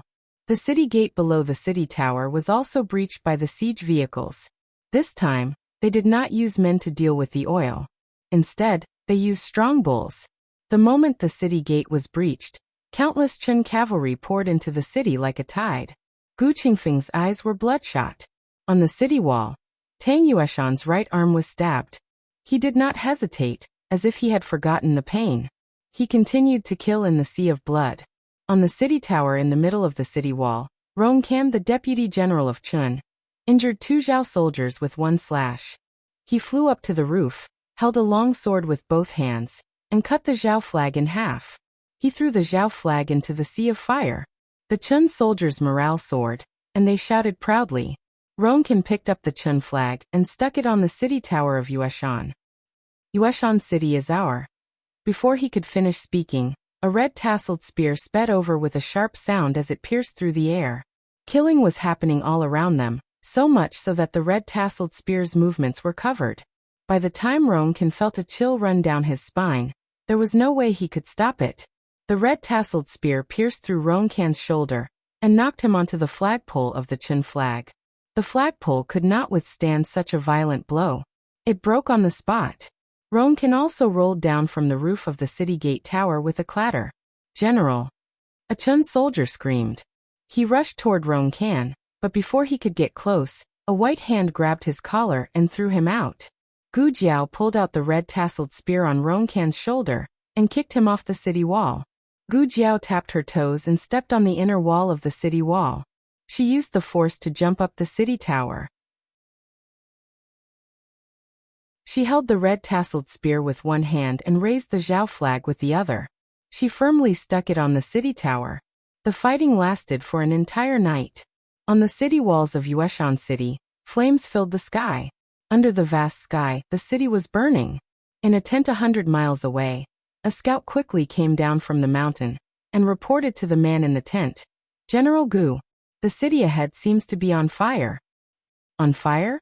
Gu Chongqing looked at the hourglass beside his feet. "At this time? Which city?" "Yueshan City," the scout said. Gu Chongqing had already memorized the map of the frontier fortress along the way. Of course, he understood the strategic importance of Yueshan City. If the Chun army and the remnants of the previous dynasty wanted to continue invading the territory of the Zhao kingdom, their next target would be Yueshan City. Gu Chongqing stood up. "Take me there." The scout brought Gu Chongqing to the highest point of the mountain. Looking down from above, he could only see a burning line of fire. This was because it was too far away. However, if it was calculated in reality, the entire city wall was on fire. "It's the flames of war." Gu Chongqing frowned. The flames flickered in his eyes. His body suddenly emitted a powerful aura. "Wake up the soldiers. Prepare to depart." It was about 100 miles from here to Yueshan City. It was not a straight distance, but a roundabout official road and winding mountain roads. Generally speaking, a regular army could travel 30 to 50 miles a day. A rapid army could travel 60 to 90 miles a day. A forced army could travel up to 150 miles. On the way here, the Gu army had been marching rapidly in order to preserve their fighting strength. A forced army would consume too much of their fighting strength. They could not do this unless they had no other choice. However, they had reached the point where they had no other choice. When Gu Chongqing walked down the foot of the mountain, all the tents and supplies had been packed up. The soldiers were all ready to go. There were no signs that they had just been woken up. This was the most well-trained and powerful army in the Zhao kingdom. Everyone was ready for battle almost instantly. Gu Chongqing mounted his horse. His cloak fluttered in the cold wind. He held the reins tightly and looked in the direction of Yueshan City. He shouted, "All soldiers listen to my order. Full speed ahead." The latest chapter of this book is not finished yet. For more exciting content, please scan the QR code below to download the app. Novels are updated faster. Millions of novels are free to read. Novels with content that cannot be found online are all available here. https://www.zhao ZHHBQG. com/89642_896422826/109486738. HTML Genius memorized this site's address in 1 second. www.zhhbqg.com Bikugo mobile reading website. zhhbqg.com.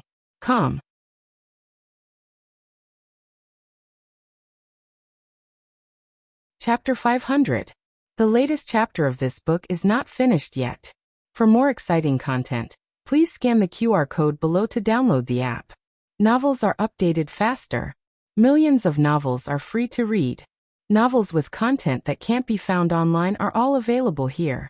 In the Battle of Ancient Moon City, both sides had lost a lot of soldiers. The Qin Kingdom's army had lost even more soldiers. However, they had more people, so they could replenish their soldiers in time.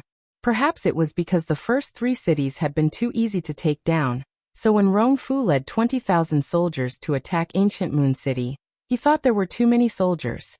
He was very clear about the military deployment in Ancient Moon City. There were only about 2,000 guards and constables in the city, including the able-bodied men that were temporarily recruited. There were less than 5,000 people. In addition to the 2,500 people that Tang Yueshan rescued from Yi City, there were more than 7,000 soldiers in total. Rong Fu did some careful calculations among these 7,000 men. 2,500 soldiers of the imperial court had been starved for 3 days and 3 nights when they were captured. Their stamina was severely depleted, and they had also been forced to march for several dozen li. Their battle prowess had plummeted. In addition, the 2,000 or so able-bodied men that had been recruited at the last minute did not have the martial arts or quality of soldiers. They were basically sending themselves to death on the battlefield. It was no exaggeration to say that compared to the strong and healthy Qin Kingdom army, these thousands of people were simply old, weak, sick, and disabled. However, this group of wounded and disabled soldiers had blocked the attacks of the Qin Kingdom's 20,000 soldiers for 3 days and 4 nights. Where did these guys get their strength? It was not that they were not afraid of death, but that they had a strong and unshakable belief in their hearts. It was as if even if they turned into corpses, they would block the city gate and the city wall to stop the invading Qin Kingdom army. As the commander of this battle, Rong Fu had been watching the siege from the war horse below the city gate tower. The city gate had been broken long ago. Their army had marched straight in. The Zhao Kingdom army would not be able to hold on for long. On the other hand, the city gate tower was a bit tricky. He had always known that Tang Yueshan had some ability, but he did not expect him to be so capable. Among the 3 famous generals of the Zhao Kingdom, the one who was the best at war was the old Marquis of Ding, Ngu Chao. The one who was the most shameless and caught the enemy off guard was the Marquis of Xianping Shaoji. The bravest and fiercest was the Marshal of the World, Tang Yueshan. To be honest, both Rong Fu and his father, Rong Yao, were surprised when they heard that he had become the Grand Marshal of the armed forces of the world. Being the bravest and the most ferocious was not a good compliment. To put it bluntly, this person was brave but not astute, which was a taboo to use troops. But a few days ago, Tang Yueshan used a trick to lure the tiger away from the mountain. He released the news that the imperial court's provisions had arrived on the official road in Huaqing, which made them send a large number of troops to rob the provisions. As a result, Tang Yueshan took the opportunity to sneak into the military camp and killed his way out with 2,000 men. It seemed like a simple plan, but in fact every step had to be calculated perfectly. If they didn't go, or if they didn't bring enough troops with them, then even if Tang Yueshan sneaked into their camp, he wouldn't be able to kill his way out. Tang Yueshan and the others had chosen their escape route carefully, which resulted in their cavalry not being able to catch up with the infantry. Just tell me if you're angry. It was also because of this incident that the Rong family realized that Tang Yueshan was not a fool. He was just too brave that others had overlooked his intelligence. However, so what if he was brave? He was made of flesh and blood, and there would be a time when he ran out of strength. The Chun army was large and inexhaustible, but the defenders of Yueqing City were one less soldier after another. Tang Yueshan was probably at his limit. Rong Fu was right. Tang Yueshan was indeed at his limit, but it wasn't because he was exhausted. It was because his leg was injured. The wound was where the emperor's son-in-law's arrow had pierced through his leg. Blood gushed out and dyed his feet red. General Tang. Deputy General Tsun walked toward Tang Yueshan, covered in blood. He was also injured, but not all the blood on his body was his own. Don't worry about me. Tang Yueshan stood up with the help of a broken carriage behind him. There was a piercing pain in his leg. He raised his hand and cut down a soldier of the Chun army. Then he fell down again. Deputy General Tsun gritted his teeth. Yes. He turned around with tears in his eyes and continued to kill the enemy with his sword. Tang Yueshan was an arrow at the end of its flight. He couldn't even stand up. It was only a matter of time before he was killed. Compared to Tang Yueshan, who wasn't much of a threat, the young man who was guarding the flag of the Zhao kingdom with his spear alone. The young man was wearing armor and a helmet, only revealing a pair of sharp eyes. In fact, his appearance and age couldn't be seen clearly, but his every move revealed the heroic spirit of a young man. Countless soldiers of the Chun army climbed up, but none of them could get close to the flag of the Zhao kingdom. Without exception, they were all stabbed down by the young man's red-tasseled spear. Blood dyed his armor and the rubble under his feet red, but the flag he was guarding didn't get a single drop of blood. He was the god of death. He was guarding the soul of the Zhao kingdom. When did such a troublesome person appear in Yueqing City? Rongfu frowned. If he went to Lingguan City, he would hear about this person from the emperor's son-in-law. Unfortunately, he hadn't gone yet. Rongfu ordered his subordinate. Bring me a bow and arrow. Yes. The subordinate handed over the bow and arrow. Rongfu pulled the bowstring and shot at the flagpole above Gu Jiao's head. Gu Jiao's eyes turned cold. She propped the red-tasseled spear on her head and used the force to fly up and kick the arrow away. Rongfu shot a second arrow. The third arrow, the fourth arrow. When it came to the fifth arrow, he finally stopped aiming at the flagpole and aimed directly at Gu Jiao's head. He wanted to shoot through the young man's head. Let's see how he can block his arrow. Just as Rongfu was about to release the bowstring, a deep and resounding sound of a bugle horn suddenly rang out from behind him. It seemed to have come from the primordial times, carrying with it the power of mountains and rivers, causing everyone's hearts to tremble. Accompanying the bugle horn was the sound of war drums that went from slow to fast. The sound of thunder shook the mountains. Roar, roar, roar. Their unified cries reverberated through the heavens and earth in a domineering manner. The ground began to shake, and dust began to fly. Rongfu looked at the shaking soil under the horse's hooves and suddenly realized something. The Qin Kingdom's army's scout rushed over from the rear in a panic. Reporting, the Gu army is here. This frightened roar tore a bloody hole in the dark night sky. Something seemed to spurt out from behind the clouds. As soon as the scout finished speaking, he was ruthlessly pierced by an arrow. His eyes widened, and he fell in front of Rongfu's horse. Rongfu looked at the scout who was suddenly shot, and a sense of panic welled up in his heart. It was impossible. How could he be shot from so far away? No, it should be said that the Gu army was so far away. How could they arrive so quickly? If he was not sure that the Gu army would not arrive so quickly, how could he dare to lead an army of 20,000 to attack the city? His older brothers had all achieved military merits, but he had not. He was here. He was here for the military merits. If he took Yuegu City and killed Gu Chao and Tang Yueshan, he would be conferred the title of Marquis and King like his older brother. His luck would not be so bad. This must be Tang Yueshan's evil plan. There were not even a few hundred defenders left in the Zhao kingdom. Victory was right in front of them. It would be their biggest mistake to retreat now. Rongfu pulled out the sword at his waist and solemnly shouted, "The news is wrong. It's not the Gu army. It's a few captives of the Zhao kingdom who deliberately mystified in the forest. Everyone continue to attack the city. Who can take the heads of Tang Yueshan and Gu Chao? Reward them with 1,000 taels of gold. And that boy." As he spoke, he pointed to the boy who had killed many Qin Kingdom soldiers and was guarding the banner. He said, "Who can cut off his head? Whoever can be the general of the Rong family." The Qin Kingdom's army, which had been a little low in morale, was suddenly full of fighting spirit. 1,000 taels of gold. They wanted every one of the Rong family's generals. However, this fighting spirit did not last long. The subordinate next to Rong Fu suddenly pointed to the back and said with horror in his eyes, "General, General, General, look. What are you looking at?" It's just, as Rong Fu spoke, he turned his head back impatiently. The words he was about to say were stuck in his throat. The darkness in the night sky had disappeared, but it was not dawn yet. The sky was dark gray. Under this boundless sky, tens of thousands of cavalrymen galloped over, each of them wearing ice-cold silver armor. Even their war horses were covered in silver armor.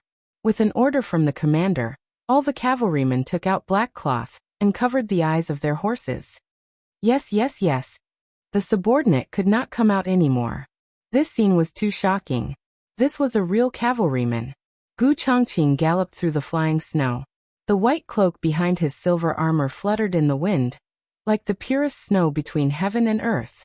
He carried an extremely cold, murderous aura. Rong Fu's breathing stopped. Wherever the Gu army went, the Qin Kingdom soldiers were defeated. Gu Chongqing did not go anywhere else. He went straight to Rong Fu. The light of dawn chased after him. The sky gradually opened. Rong Fu raised his sword to meet him. However, before he could make a move, Gu Chongqing chopped off his head. Digression. Big brother is not a gentleman on the battlefield. He is a little cruel. Everyone, please bear with him. The latest chapter of this book is not finished yet. For more exciting content, please scan the QR code below to download the app. Novels are updated even faster. Millions of novels are free to read. Novels with connotations that cannot be found online are all available here. https://www.zhbqg.com/89642_8964286/1094643777. HTML Genius memorized this website's address in 1 second.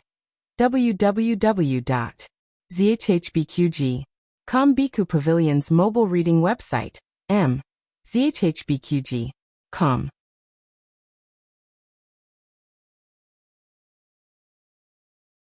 Chapter 501. The latest chapter of this book is not finished yet. For more exciting content, please scan the QR code below to download the app.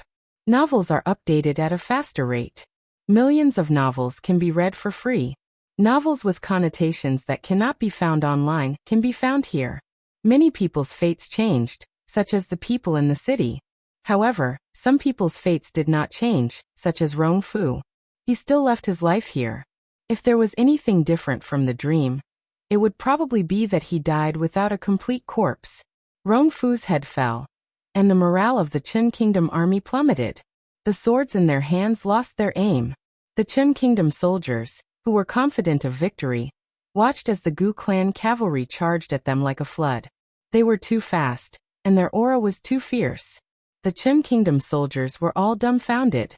The Gu clan cavalry broke through the Qin Kingdom army's formation effortlessly. However, they did not stay outside the city. Instead, they followed Gu Chongqing into the city gates. Just as the Qin Kingdom army outside the city heaved a sigh of relief, the Gu clan infantry arrived. They held a sword in one hand and a shield in the other. They charged at the Qin Kingdom soldiers with great momentum. This was a crushing defeat without any suspense. Gu Qingfeng, who had fought with the Qin Kingdom soldiers in the city for an entire night, had long become numb to the killing. He had almost forgotten who he was and where he was. He only remembered that as long as he had a breath left, he had to keep fighting. Be careful. Lord Gu. Deputy General Li, who was dozens of steps away, had just raised his hand to block the attack of a Qin Kingdom soldier when he saw that Gu Qingfeng was being attacked from 3 sides. One of the Qin Kingdom soldiers slashed at Deputy General Li's back with a sword. The armor on his back had already been broken, and this sword had completely torn the armor apart. Covered in wounds, he was exposed to the enemy's sword just like that. Gu Qingfeng had no strength left. He could not even take his last breath. He was really going to die. I'm sorry. Big brother, grandfather. I can't hold on anymore. His entire body fell face down. The Qin Kingdom soldier's sword also stabbed towards his back. However, before their swords could hurt Gu Qingfeng, they were blocked by a long sword that shone with cold light. The long sword swept out, and the sword energy was like a rainbow. 3 Qin Kingdom soldiers were killed instantly. Gu Qingfeng did not fall down completely either. He was hugged by a strong arm. Gu Changqing knelt on one knee in front of him, supporting his bloodied brother. Gu Qingfeng's vision blurred as he looked at him. His vision turned black and he fainted. The Gu clan's armored cavalry quickly took control of the situation at the city gate. The left commander led 5,000 armored cavalry and charged straight in, chasing after the Qin nation soldiers who were burning, killing, and looting. Gu Changqing handed his younger brother to a deputy general, while he himself led 2,000 infantrymen and charged up the city gate tower. There was no need for so many people to deal with the Qin nation soldiers, who were already scared out of their wits.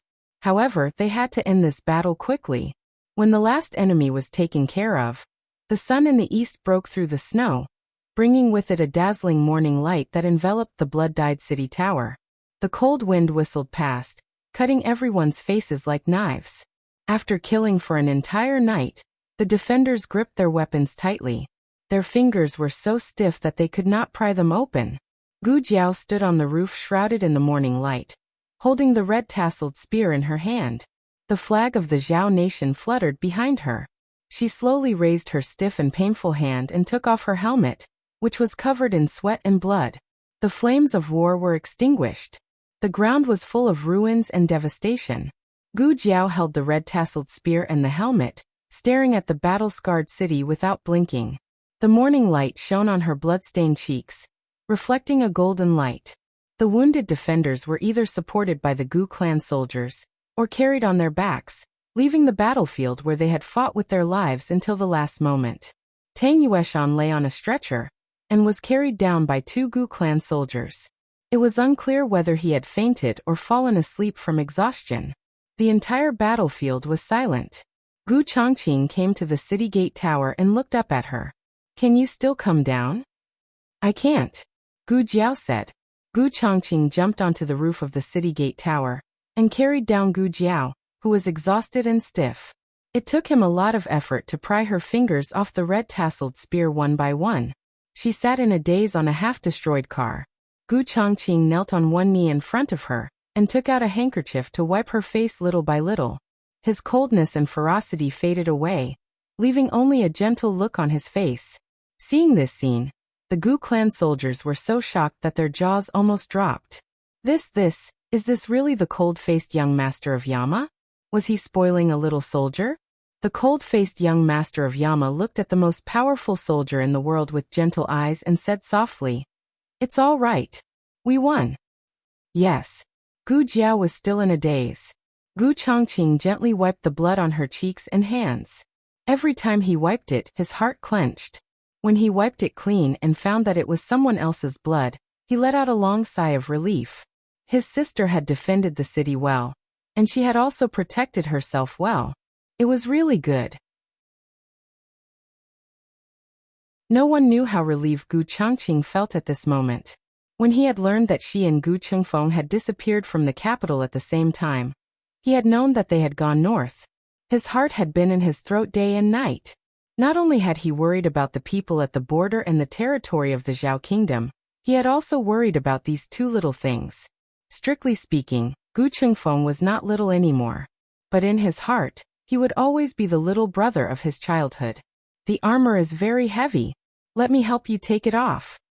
As Gu Changqing spoke, he began to remove the armor for her. Just like before, she didn't object. She just sat there obediently. But when Gu Changqing took off the armor, he finally felt that something was wrong. Her entire body was tense and her hands were tightly gripping the board of the carriage, as if she was trying to endure something. Gu Changqing looked at her. "Jiao Jiao." Gu Jiao said blankly, No more killing." Gu Changqing didn't quite understand the meaning of this sentence. He thought about it and nodded. "Yes, no more killing." "No more killing." Gu Jiao shook her head blankly. Her little body became even more tense and a murderous aura gradually appeared in her eyes. In this period of time, she had saved too many people and killed too many people. The smell of blood was too strong and she had been immersed in it for too long. It had exceeded the limit of what she could bear. Even if she wasn't greatly stimulated, she was about to lose control. I can't control it. The ruthlessness in her body surged endlessly and her eyes turned red. Gu Chongqing's eyes flashed with a strong sense of astonishment. He put down the handkerchief and held her face with both hands. Jiao Jiao Jiao Jiao, look at me. Gu Jiao pushed him away. The red-tasseled spear was right next to her. She reached out to grab the red-tasseled spear. She didn't grab the spear shaft, but the sharp spearhead. Gu Chongqing's expression suddenly changed. Was she using pain to wake herself up? Because she couldn't kill. She hurt herself first? Gu Chongqing quickly stood up and grabbed the spearhead before she did. Her hand grabbed the back of his hand. At almost the same time, Gu Chongqing reached out with his other hand and hit her sleep acupuncture point. Her eyes closed and she fell into his arms. When Gu Jiao woke up, she was lying in an unfamiliar tent. She blinked and stood in a daze for a while before turning her head to look around. You're awake? Gu Chongqing put down the half-read letter in his hand and stood up from the stool. He walked over to the bed covered with a thick mattress and tiger pelt and sat down. He reached out and touched her forehead. This is my tent, Gu Chongqing said. How do you feel? Gu Jiao seriously felt it and said, very good. The pelt is very warm. She also wanted one later. Gu Chongqing. I'm asking about your body. Gu Chongqing was amused by her serious and naturally dazed appearance. She had always been calm and self-controlled. It was rare for her to reveal such a childishness. But since she could say something like this, she should be fine. Do you need something? Gu Jiao looked at Gu Chongqing. Gu Chongqing shook his head and smiled. I'm fine. Gu Jiao. Oh. You. Gu Chongqing was about to ask her what had just happened, but he swallowed his words and changed his tone. Have you been like this before? Gu Jiao thought about it, and finally nodded without denying it. Gu Chongqing. Often. Gu Jiao shook her head. She sat up and suddenly felt that there was something around her neck. She reached in and took out the little thing. She discovered that it was a small pouch strung with a red string. What is this? She asked. Gu Chongqing said. It's a protective talisman. Before I left the capital, Princess Xinyang found me and asked me to give it to you. She said she personally went to the temple to ask for it, and told me to put it on for you. After you put it on, your breathing became much more stable. The murderous aura was also gone. Gu Jiao sniffed the protective talisman. There were herbs inside, but it seemed to have been contaminated, so she couldn't smell its original scent. But she felt very comfortable smelling it. She liked it. Gu Chongqing looked deeply at his sister. He seemed to understand why Princess Xinyang told him to put it on for her. It was probably to help calm Gu Jiao's mind. It seemed that Princess Xinyang also knew about her situation and cared about her. Gu Chongqing asked doubtfully, You know Princess Xinyang? Gu Jiao held the small protective talisman with both hands and nodded. My mother-in-law. Digression. Good big brother and mother-in-law both dote on her. Gu Qingfeng, who was lying in the wounded barracks, said, Big brother, do you still remember Xiao Fengfeng from Daming Lake? The latest chapter of this book is not finished yet. For more exciting content, please scan the QR code below to download the app. Novels are updated even faster. Millions of novels are free to read. Novels with connotations that can't be found online are all available here. https://www.zhhbqg.com/896422_8964286/1094635556. HTML Genius memorized this website's address in 1 second. www.zhhbqg.com Bikugo mobile reading website. zhhbqg.com.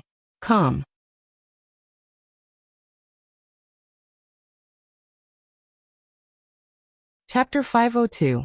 The latest chapter of this book is not finished yet. For more exciting content, please scan the QR code below to download the app. Novels are updated even faster. Millions of novels are free to read. Novels with connotations that can't be found online are all available here. Her mother-in-law? How could Princess Xinyang be her mother-in-law? Xiao Luling wasn't Princess Xinyang's son. Princess Xinyang only had one son, Xiaoheng. Xiaoheng was already dead. Wait a minute. Could it be that Princess Xinyang took Xiao Lulang as her adopted son? Rather than believing that Xiao Lulang was the dead Xiaoheng, Gu Chongqing's first thought was to take him in as her adopted son. Gu Chongqing couldn't be blamed for thinking this way. There was a rumor in the capital that Xiao Lulang and Xiaoheng looked very similar. Because of this, Marquis Xianping also cared a lot about Xiao Lulang. Could it be that Princess Xinyang saw her son's shadow in Xiao Lulang and decided to take him in as her adopted son to comfort her missing her son? Anyone who knew Princess Xinyang well enough would know that she wouldn't easily take an unrelated person as a substitute for her dead son. However, Gu Chongqing and Princess Xinyang weren't even acquaintances. The only time they spoke was when Princess Xinyang waited at the city gates for Gu Chongqing to give her the protective talisman. And it's good to have a princess mother-in-law. It's good to have a husband. Husband. That's right, his sister had a husband. Gu Chongqing's handsome face suddenly darkened. Your hand. Gu Jiao discovered that Gu Chongqing's left hand was wrapped in gauze. Gu Chongqing came back to his senses and looked at his hand. He said nonchalantly, "It's fine." Gu Jiao couldn't remember what she had done, but in her dream, Gu Chongqing's hand wasn't injured. At least, it wasn't to the point where it needed to be bandaged. So Gu Jiao guessed that his injury might have something to do with her. She really couldn't control herself. "What are you thinking about?" Gu Chongqing looked at her and said with a bit of affection. "It has nothing to do with you, don't think too much." Gu Jiao paused and said, "If I do this again, you should knock me out earlier. You will be in pain." Gu Chongqing stretched out his other hand and rubbed her head. He pointed at the talisman in her hand and said, "Don't you already have this?" Gu Jiao thought for a moment and said, "That's true." Gu Chongqing looked at her deeply, wondering what she had experienced in the past to end up in such a state. In Jianghu, there was a saying called Qigong deviation. This was a rather exaggerated saying. In fact, it was a physical or mental problem caused by excessive practice of martial arts. Most of them were men of sacrifice. He felt that Gu Jiao was not like that. She seemed to have suddenly lost control, and then returned to normal. But it didn't matter. He would find a way to cure her. If 1 month wasn't enough, then a year. If 1 year wasn't enough, then 10 years. If there was no doctor in Zhao, then go to Chen. If there was no doctor in Chen, then go to Shang. "Don't worry," he said softly. Gu Jiao blinked and looked at him. "What are you worried about?" Gu Chongqing said calmly. "I said my hand, don't worry." Gu Jiao said, "Oh." She put the talisman back into her clothes. Thinking of something, she looked around. "What are you looking for?" Gu Chongqing asked. "The small basket," Gu Jiao said. Her small medicine box was inside. "It's in the hands of a soldier called Hu Dongqiang. I said I was your older brother and asked him to give me your things, but he wouldn't." As Gu Chongqing spoke, he sighed helplessly. "I told him that I was the young master of the Gu family army, and that I was personally appointed by His Majesty as a general and commander. He didn't listen to me, so I killed him." Gu Jiao said, "He only listens to me." Gu Chongqing laughed in spite of himself. "Yes, he only listens to you." This girl was quite good at picking people. Gu Jiao's clothes had already been changed by the servant girls sent by the governor's office. She put them on and went to sleep, so there was no need for her to see other men. Gu Chongqing called Hu Dongqiang in.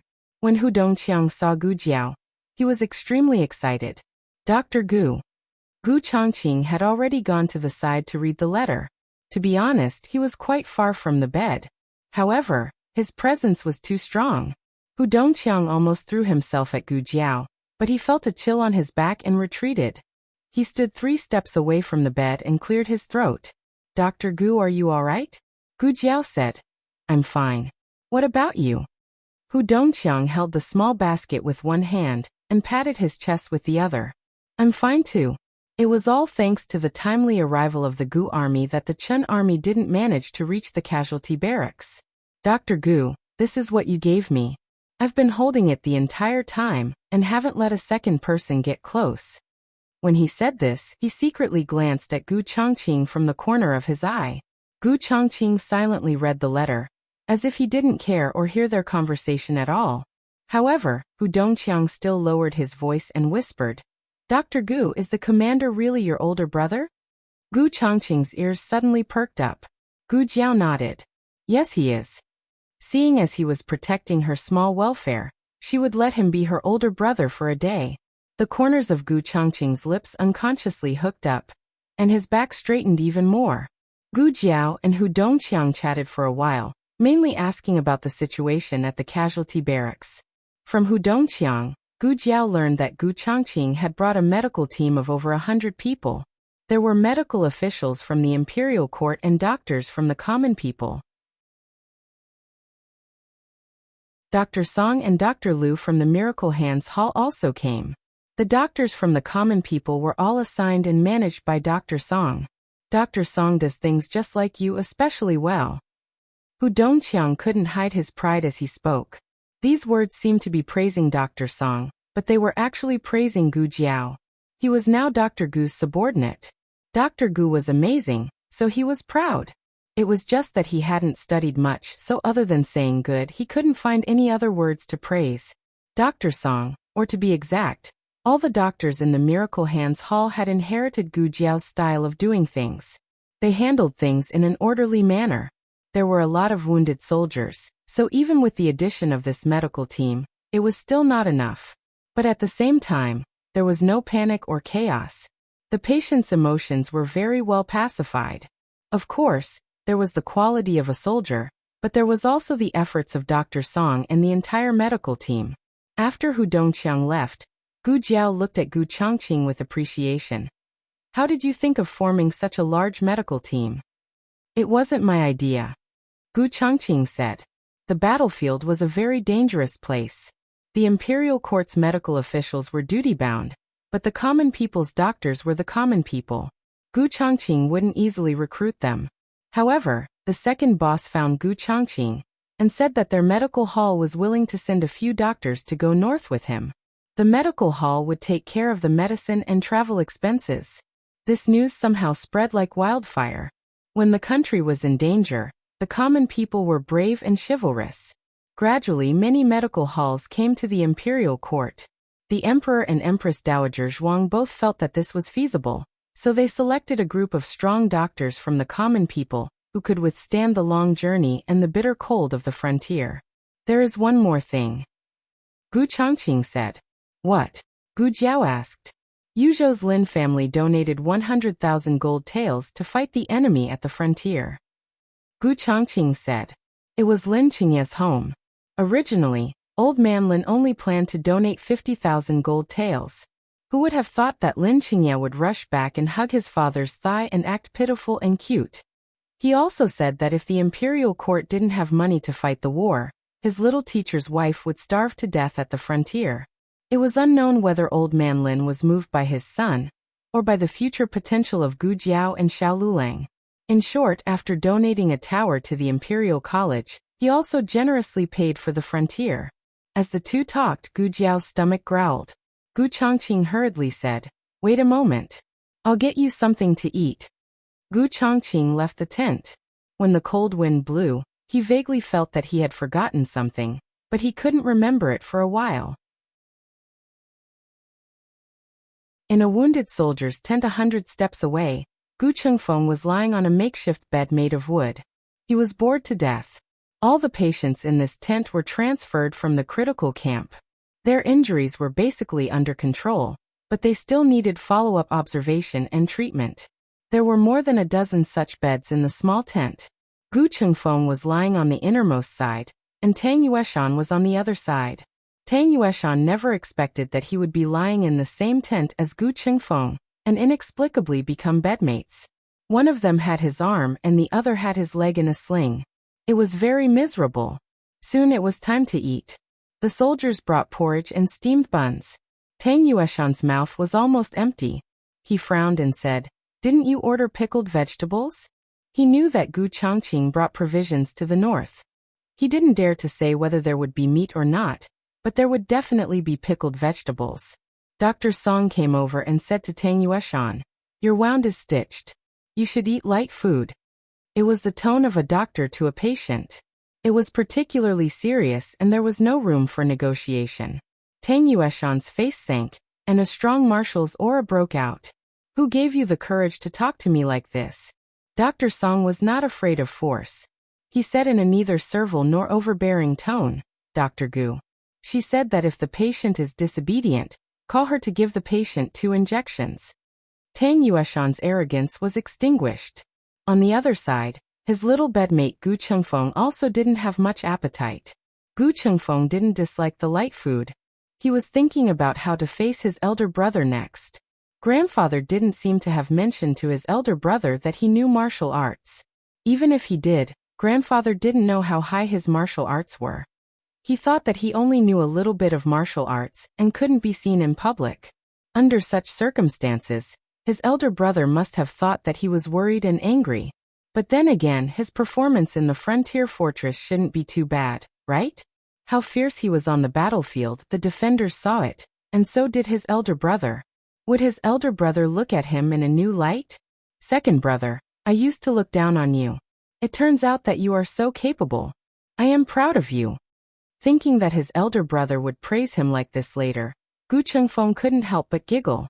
Tang Yueshan was eating steamed buns and drinking porridge. As soon as he turned his head, he saw Gu Chengfeng giggling and blushing. He was so scared that his hand trembled and the steamed bun fell. Gu Chengfeng began to look forward to his elder brother's arrival. However, he waited from noon to afternoon, and from afternoon to night, but he still didn't see his elder brother. His elder brother must be too busy. Ancient Moon City had just experienced a war, so there must be a lot of things to do. His elder brother must be so busy that his feet didn't touch the ground, so he didn't have time to come here to see him. His elder brother, who was so busy that his feet didn't touch the ground, had already assigned the tasks in an orderly manner. At this time, he was sitting quietly in the tent, listening to his subordinates report on the movements of the Chen army, while repairing the broken small flowers on Gu Jiao's red-tasseled spear. Digression. Little Feng Feng, hello? The latest chapter of this book is not finished yet. For more exciting content, please scan the QR code below to download the app. Novels are updated faster and more complete. Millions of novels are free to read.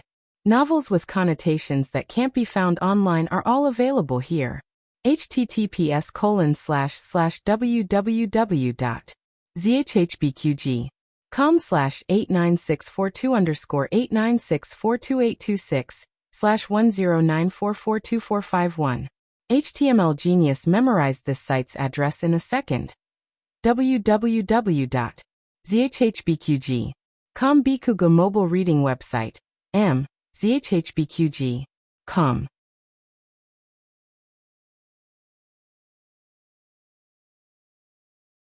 Chapter 503.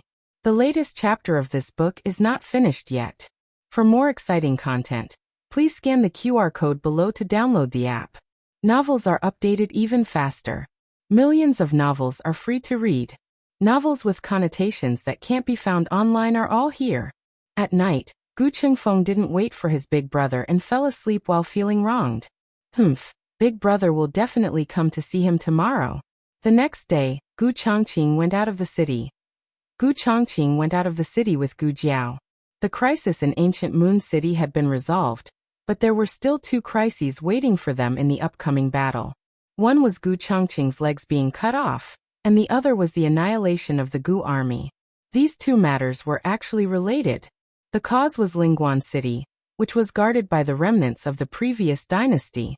In order to deal with the Gu family army, the remnants of the previous dynasty did everything they could to deal with them.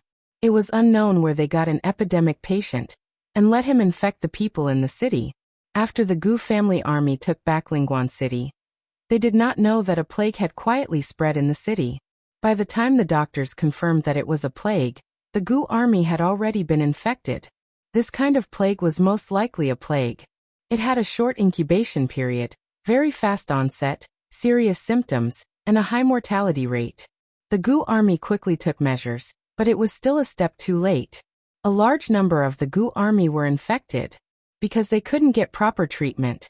Hundreds of Gu army soldiers died of illness in the isolated tents every day. In order to completely stop the plague, their bodies could only be burned. Even their ashes couldn't be brought back. Gu Chongqing was plotted against when he was looking for medicine for them. It was a very powerful death warrior. His skills weren't inferior to the Zhao country's dragon shadow guard, but the other party didn't take Gu Chongqing's life. He only cut off his legs. The other party's goal seemed to be to let Gu Chongqing live soberly and painfully. He lost the Gu army, his grandfather, and his younger brother, but he still left Gu Chunglin in his residence. This caused him to live a life worse than death. He wanted to die but couldn't. He lived forever in the abyss of pain. Gu Jiao seriously thought about it. In order to save the Gu family army, they had to stop the plague from spreading from the source. To avoid Gu Chongqing's tragedy, preventing him from leaving the army to search for medicine was secondary. The most effective method was to find that powerful death warrior and kill him. Gu Jiao didn't know where the man of sacrifice was for the time being, so she had to deal with the plague first. On the way to Lingguan City, the two rode through the snow. Gu Chongqing suddenly turned to look at her. Your horsemanship has improved. In the capital, Gu Jiao didn't know how to ride a horse. Gu Jiao said, "We rode horses all the way from the capital to here, so I learned how to do it." To be honest, her equestrian skills were not that good, but the horse was good. She did not need to use too much skill to control the horse, and the horse ran quite happily on its own. But his younger sister's improvement, no matter how small, was still big. Gu Chongqing was very gratified. He looked at Gu Jiao with shining eyes. "That's right." Thinking of the purpose of going to Lingguan City, he asked again, "How do you know that there are plague victims in Lingguan City?" Gu Jiao's expression didn't change as she said, "I went to Lingguan City last time, and also went to the previous dynasty's headquarters. But I know that this information has nothing to do with me going to Lingguan City," Gu Jiao added in her heart. Gu Chongqing naturally filled in the information that she didn't say. Gu Jiao went to the governor's office and eavesdropped on the plans of the previous dynasty's remnants. It had to be said that the Gu father and son were very good at filling in the blanks. News of the Gu family army wiping out the Chun country's 20,000 soldiers spread like wildfire. Lingguan City's defenses were tighter than before. However, the border cities were not like the capital, which was surrounded by city walls. Lingguan City only had a few checkpoints on the roads that had to be passed through.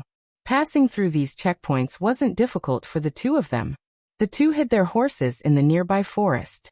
Then Gu Chongqing used his qinggong to bring Gu Jiao around the side. This kind of terrifying danger naturally wouldn't be placed in the governor's office.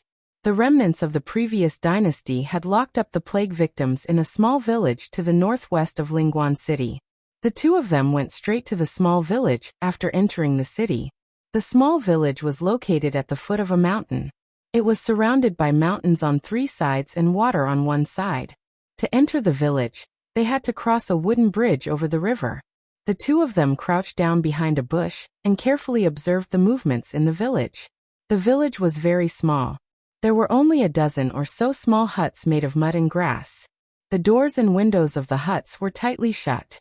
Occasionally, a few suppressed coughs could be heard from inside.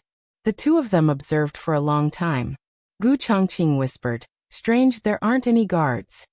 "The door isn't locked either," Gu Jiao said. Gu Chongqing nodded. This was a very suspicious point. The plague victims were locked up here. Although they were used to deal with the Gu family army, the Gu family army hadn't attacked Lingguan City yet. The ones guarding this place were the remnants of the previous dynasty's rebel army.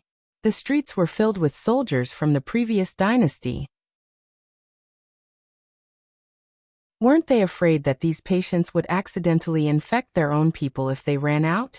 Gu Jiao also felt this was very strange. In the dream, she only saw the result and not the process. That was why Shi Yi couldn't figure out what kind of medicine the remnants of the previous dynasty were selling before releasing these patients.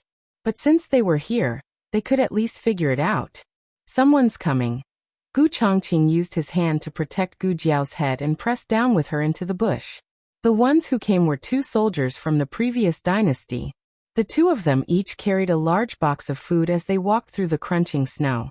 When Gu Chongqing brought Gu Jiao over, he had used his qinggong, so they didn't leave any footprints in the snow. The soldiers walked past Gu Changqing and Gu Jiao. The two soldiers came to the village and placed the food boxes in the open space in front of them before leaving. Are they delivering food? Gu Jiao asked. It looks like it. It's time for lunch now. Are you hungry? Gu Changqing's main point suddenly went off track. Gu Jiao was about to say that she wasn't hungry when she saw Gu Changqing take out something wrapped in craft paper. After opening it, it was actually a bag of dried meat. Gu Jiao. Before Gu Jiao could eat, there was movement in one of the small wooden huts in the village. With a creak, the wooden door was pulled open from the inside. A tall and burly man slowly walked out. He was wrapped in a thick blanket and held an empty bowl. His steps were heavy and sonorous. Gu Jiao felt that his aura was familiar. Gu Jiao used her index finger to write 2 words in the snow. Kamikaze soldier. Gu Changqing frowned. He took her cold fingertips and warmed them in his hands. The two of them continued to observe the situation in the house. This kamikaze soldier's complexion and condition were not right. It was obvious that he was also a victim of the plague. He came to the open space in the village and opened the food box on the left. He slowly took out a biscuit and a steamed bun. He then opened the food box on the right and scooped out a bowl of black medicine. After doing all this, he turned and went back into the hut. He walked with some difficulty. It was obvious that the disease had taken root and sprouted in his body.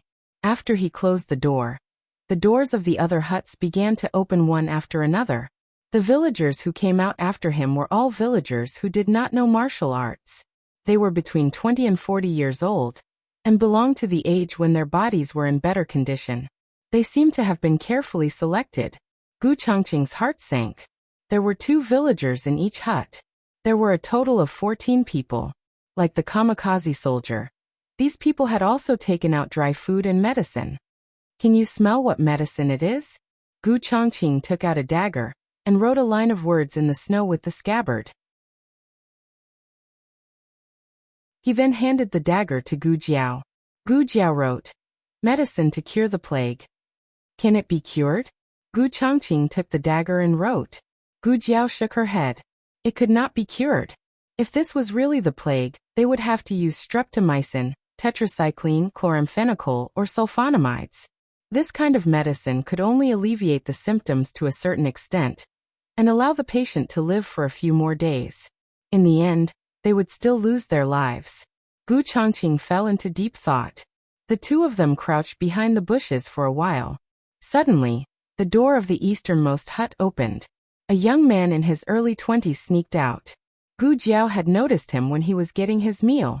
Gu Jiao was a doctor and could tell whose symptoms were the most severe. However, this young man's symptoms were the least severe. Gu Jiao thus paid more attention to him. The young man probably wanted to escape. He crept across the clearing and walked towards the wooden bridge. However, before he could put one foot on the bridge, he was thrown to the ground by a strong force. He fell into the snow and immediately had a nosebleed. If there's a next time, I'll chop you into pieces and feed you to the dogs. It was the kamikaze soldier's voice. At this point, Gu Jiao and Gu Changqing finally understood why there was no one guarding this place. With that powerful kamikaze soldier here, none of the villagers here could escape. Moreover, it could reduce the risk of the soldiers being infected. The young man covered his bleeding nose and resigned himself to his fate as he crawled back to his hut. Gu Changqing's eyes suddenly turned cold. He understood what the remnants of the previous dynasty were planning. Lingguan City would eventually have a battle. If the Gu army lost, Lingguan City would still be the remnants of the previous dynasty. Then these plague patients would be executed on the spot. And if the Gu army won, these plague patients would be released to infect the citizens and the Gu army. This was the so-called if you can't get it, destroy it. As for why they didn't directly drive this group of patients to Uegu City, it was because they were sick and couldn't walk that far. Secondly, it was easy for accidents to happen on the way. If one of them ran away, or accidentally came into contact with the soldiers, the consequences would be unimaginable. Gu Changqing's eyes were cold to the freezing point. He didn't even use his dagger. He stood up and said, "I'll go kill that kamikaze soldier." Gu Jiao held his hand. "I'll go kill him." Digression. Today is also the day I want monthly votes. The latest chapter of this book is not finished yet. For more exciting content, please scan the QR code below to download the app. Novels are updated faster. Millions of novels are free to read. Novels with connotations that can't be found on the internet are all available here.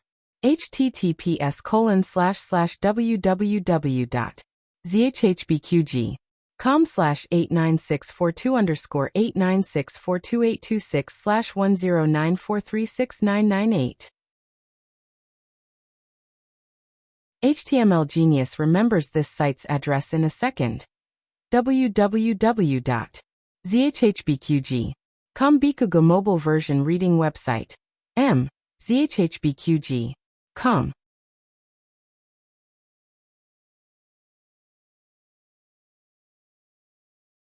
Chapter 504. The latest chapter of this book is not finished yet. For more exciting content, please scan the QR code below to download the app. Novels are updated faster and more frequently. Millions of novels are free to read. There are all kinds of novels that you can't find online. That won't do. Gu Chongqing refused without thinking. He had experienced how terrible the plague was. After almost every disaster or war, there would be an outbreak of the plague. It was just a matter of priority. Some epidemics could be stopped in time if they were discovered in time and controlled well, but death and injury were inevitable. He wouldn't allow her to take the risk. "I'm a doctor. I'll be fine," Gu Jiao said as she took out a small medicine box from the small basket. She put on gloves and goggles and a surgical gown. Gu Chongqing watched her take out so many strange things from a small medicine box. For a moment he didn't know what to say. He opened his mouth. Gu Jiao fastened the last two straps on the surgical gown and said to Gu Chongqing, "With these, I won't be afraid of infection." It was reasonable to say that protective clothing was the most effective, but there was no protective clothing in the small medicine box. There were only surgical gowns, and only one of them was her size. No one could change Gu Jiao's decision. Even if Gu Chongqing doubted that he should kill people, Gu Jiao would still go, unless he sealed her acupoints. But if the soldiers of the previous dynasty came back, she would be in danger if she stayed here alone with her acupoints sealed. After thinking about it again and again, Gu Chongqing could only agree to let her go. Gu Jiao didn't bring the red tasseled spear. She took out the dagger at her waist. Gu Chongqing gave her his dagger. "Use this." This dagger was sharper than Gu Jiao's dagger. "Okay." Gu Jiao didn't refuse. "Open the door," Gu Chongqing said. "Okay." Gu Jiao also agreed. See, she was obedient most of the time. Gu Jiao brought the dagger to the deaf warrior's room and knocked on the door. The footsteps came from the direction of the wooden bridge. The men of sacrifice thought it was a soldier from the previous dynasty. He opened the door. The moment the door opened, the man of sacrifice sensed that something was wrong. He slammed the door shut, but it was too late. Gu Jiao blocked the door with one foot and stabbed the man of sacrifice in the waist with the dagger in her hand. Closing the door was a conditioned reflex, but he immediately regretted it. Why did he close the door? He should have just killed. However, the opportunity was fleeting. If he attacked Gu Jiao directly, Gu Jiao might not succeed. Gu Jiao's strike was fast, ruthless, and accurate, leaving no room for the men of sacrifice to breathe. She pulled the knife out and blood splattered all over her body. The death warrior fell straight to the ground. He didn't understand how he died even when he was dying. Gu Chongqing saw the man of sacrifice's blood splattered all over Gu Jiao's body. He stood up from the bushes and strode over to Gu Jiao. Gu Jiao raised her hand to stop him. "I'm fine, don't come over." These were all infected bloodstains. Gu Chongqing stopped on the bridge and looked at her worriedly. Gu Jiao dragged the man of sacrifice into the small wooden house.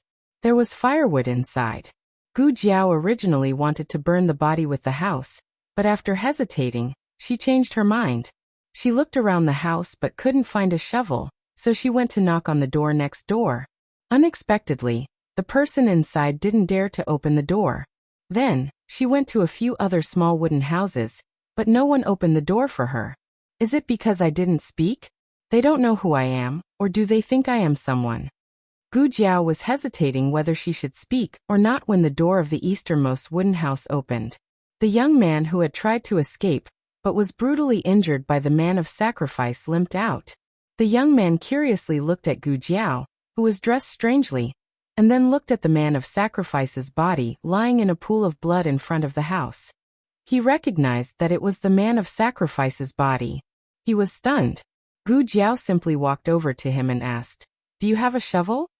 The young man was stunned again. "A girl? This is a girl. Do you have a shovel?" Gu Jiao asked again. "Ah, yes, you girl." The young man didn't know how to call her, so he stammered, "Do you want a shovel?" Gu Jiao, "Yes." The young man turned around to get the shovel, but perhaps because he was too nervous and flustered, he bumped into the door, making him dizzy and seeing stars.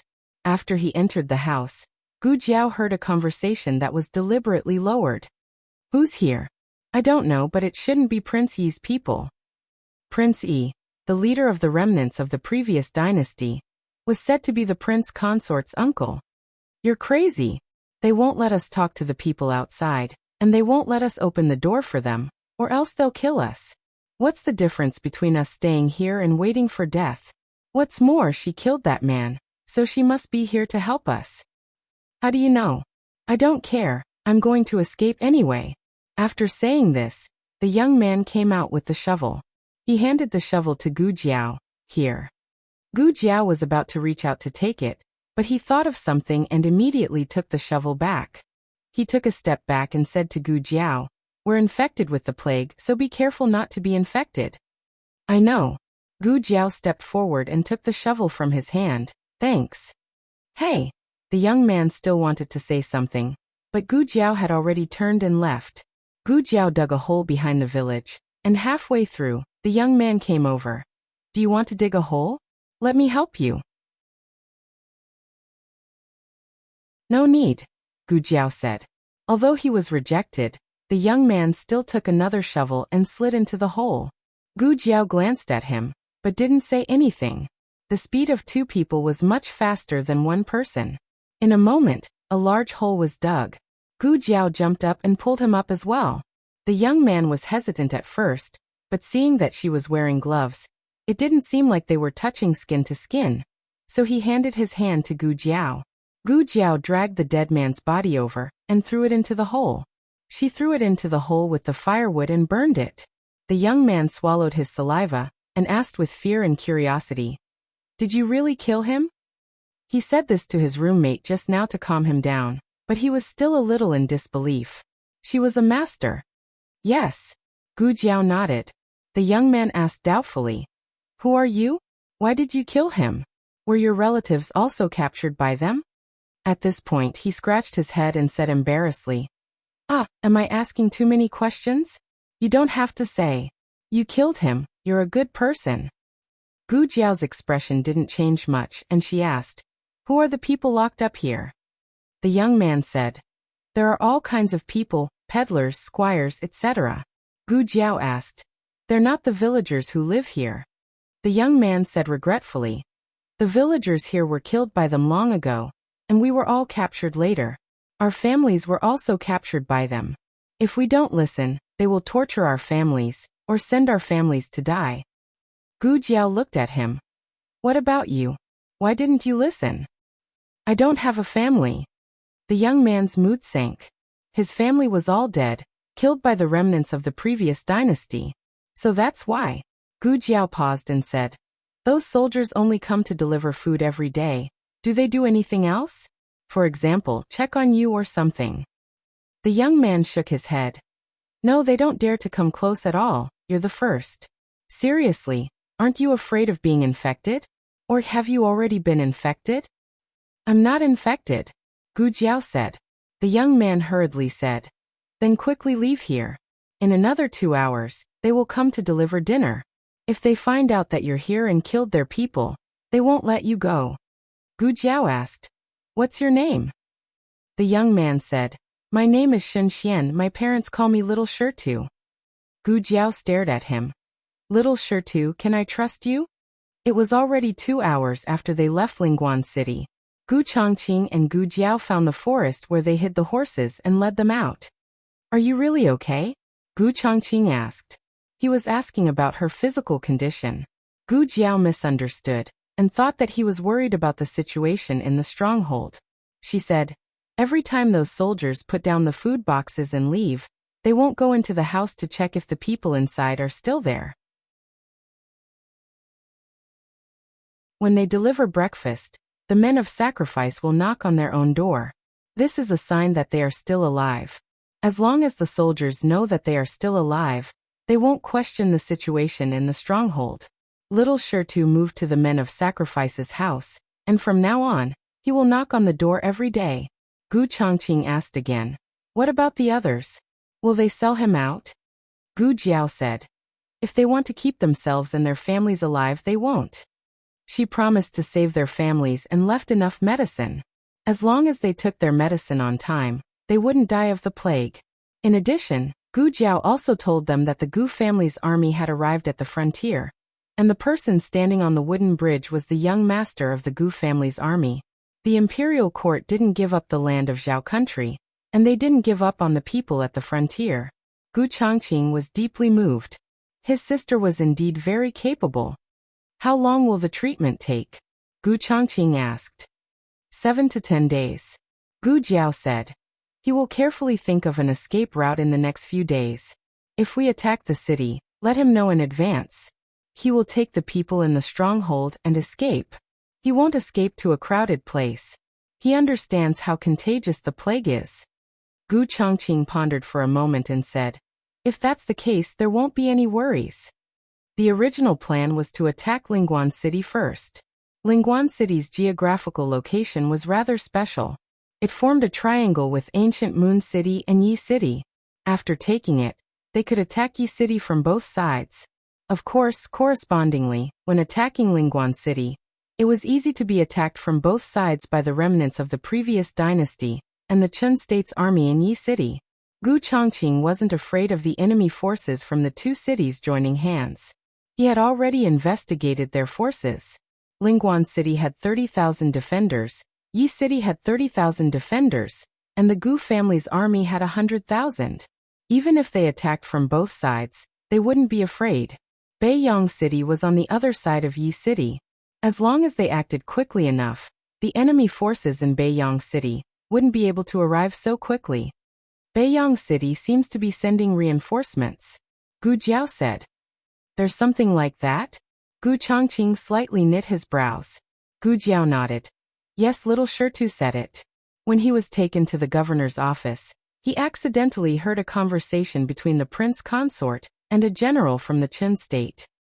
The Chun state originally had 80,000 soldiers stationed at the frontier. When he heard that the Gu family's army was heading towards the frontier, Prince Bo also sent over 100,000 troops from various parts of the Chun state. The Chun state's army had lost 20,000 of its 80,000 soldiers. Adding on the 30,000 remnants of the previous dynasty, they only had 90,000 soldiers left. As long as the plague didn't break out, the Gu family's army could easily deal with these 90,000 people. However, if the Chun state's 100,000 reinforcements arrived, it would probably be a different story. Gu Chongqing nodded. From the looks of it, Beiyang City's 30,000 soldiers aren't that big of a threat. The 100,000 reinforcements on the way were. Gu Jiao said, but if we can use numbers to bully the enemy every time, we can minimize the Gu family's casualties. That way, even if the Chun state's reinforcements arrive, we might still have a chance of winning. Gu Chongqing. Why do I suddenly feel that using numbers to bully the enemy is a good thing? What Gu Jiao didn't say was that compared to how to deal with the Chun state's 100,000 reinforcements, she was more interested in finding the hidden death warrior from the previous dynasty as soon as possible. Without the plague, Gu Chongqing wouldn't go looking for medicine. When would that death warrior find an opportunity to make a move on Gu Chongqing? The two returned to ancient Moon City together. After entering the city, they first went to the barracks. As soon as they arrived at the entrance of the barracks, the two saw the excited Governor Cheng. Governor Cheng's body was covered in snow. It seemed that it had snowed in ancient Moon City after they left, and Governor Chung had been waiting in the heavy snow. General Gu. Dr. Gu. When Governor Chung saw Gu Chongqing and Gu Jiao, his eyes lit up, and he greeted them with cupped hands. He already knew the identities of Gu Jiao and Gu Qingfeng, and he was extremely glad that he hadn't offended them. Gu Chongqing looked at him and asked indifferently, "What's the matter?" "Ah." This slightly serious tone made Governor Cheng's heart skip a beat. He suddenly realized that Gu Chongqing was asking him why he had left his post and appeared here. Ancient Moon City had just finished a battle, and there were still many things to take care of. As the governor of Ancient Moon City, he should have been dealing with the matters of settling the people. "I just came from the porridge stall." He couldn't help but break out in a cold sweat. Fortunately, he had indeed braved the wind and snow to help the disaster victims. "I'm here to report the situation to General Gu. It's cold outside. Go in first." Gu Chongqing lifted the curtain of the tent and let Gu Jiao in. His tone was so gentle that it was completely different from the serious General Gu from before. After Gu Jiao entered, Gu Chongqing's tone became indifferent again. "You don't have to report your own matters to me." Yes. General Gu's expression changed faster than flipping a book. Governor Ching muttered in his heart, but he smiled and said, "I have one more thing to report to General Gu." "What is it?" Gu Chongqing asked. "The old Duke is awake," Governor Chung said with a smile. The latest chapter of this book is not finished yet. For more exciting content, please scan the QR code below to download the app. Novels are updated even faster. Millions of novels are free to read. Novels with connotations that can't be found online are all available here. https://www.zhbqg.com/89642_8964286/10941760. HTML Genius memorized this website's address in 1 second. www.zhbqg.com Bikugo mobile reading website. zhbqg.com.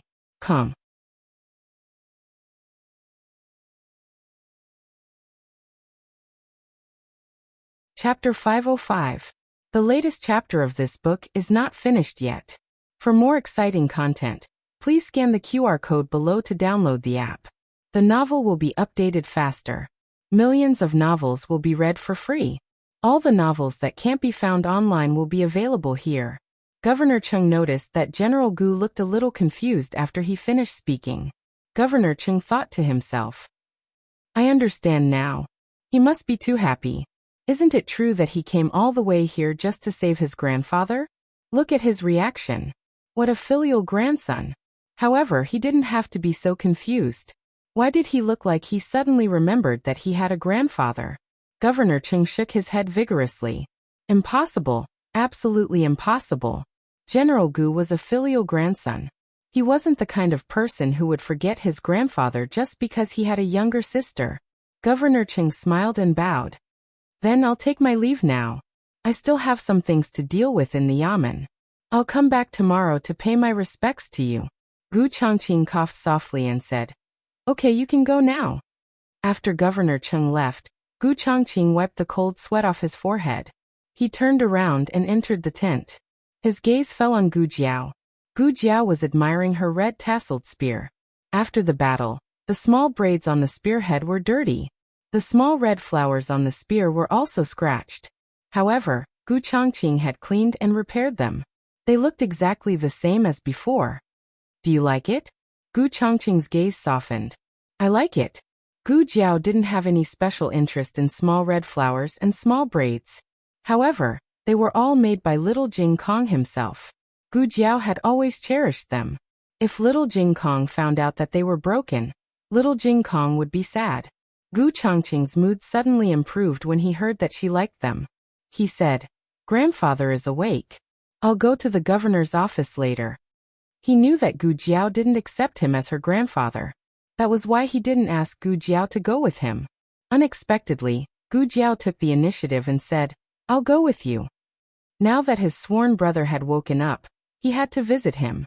Furthermore, She also had to protect Gu Chongqing to prevent the Death Warrior from the previous dynasty from plotting against him.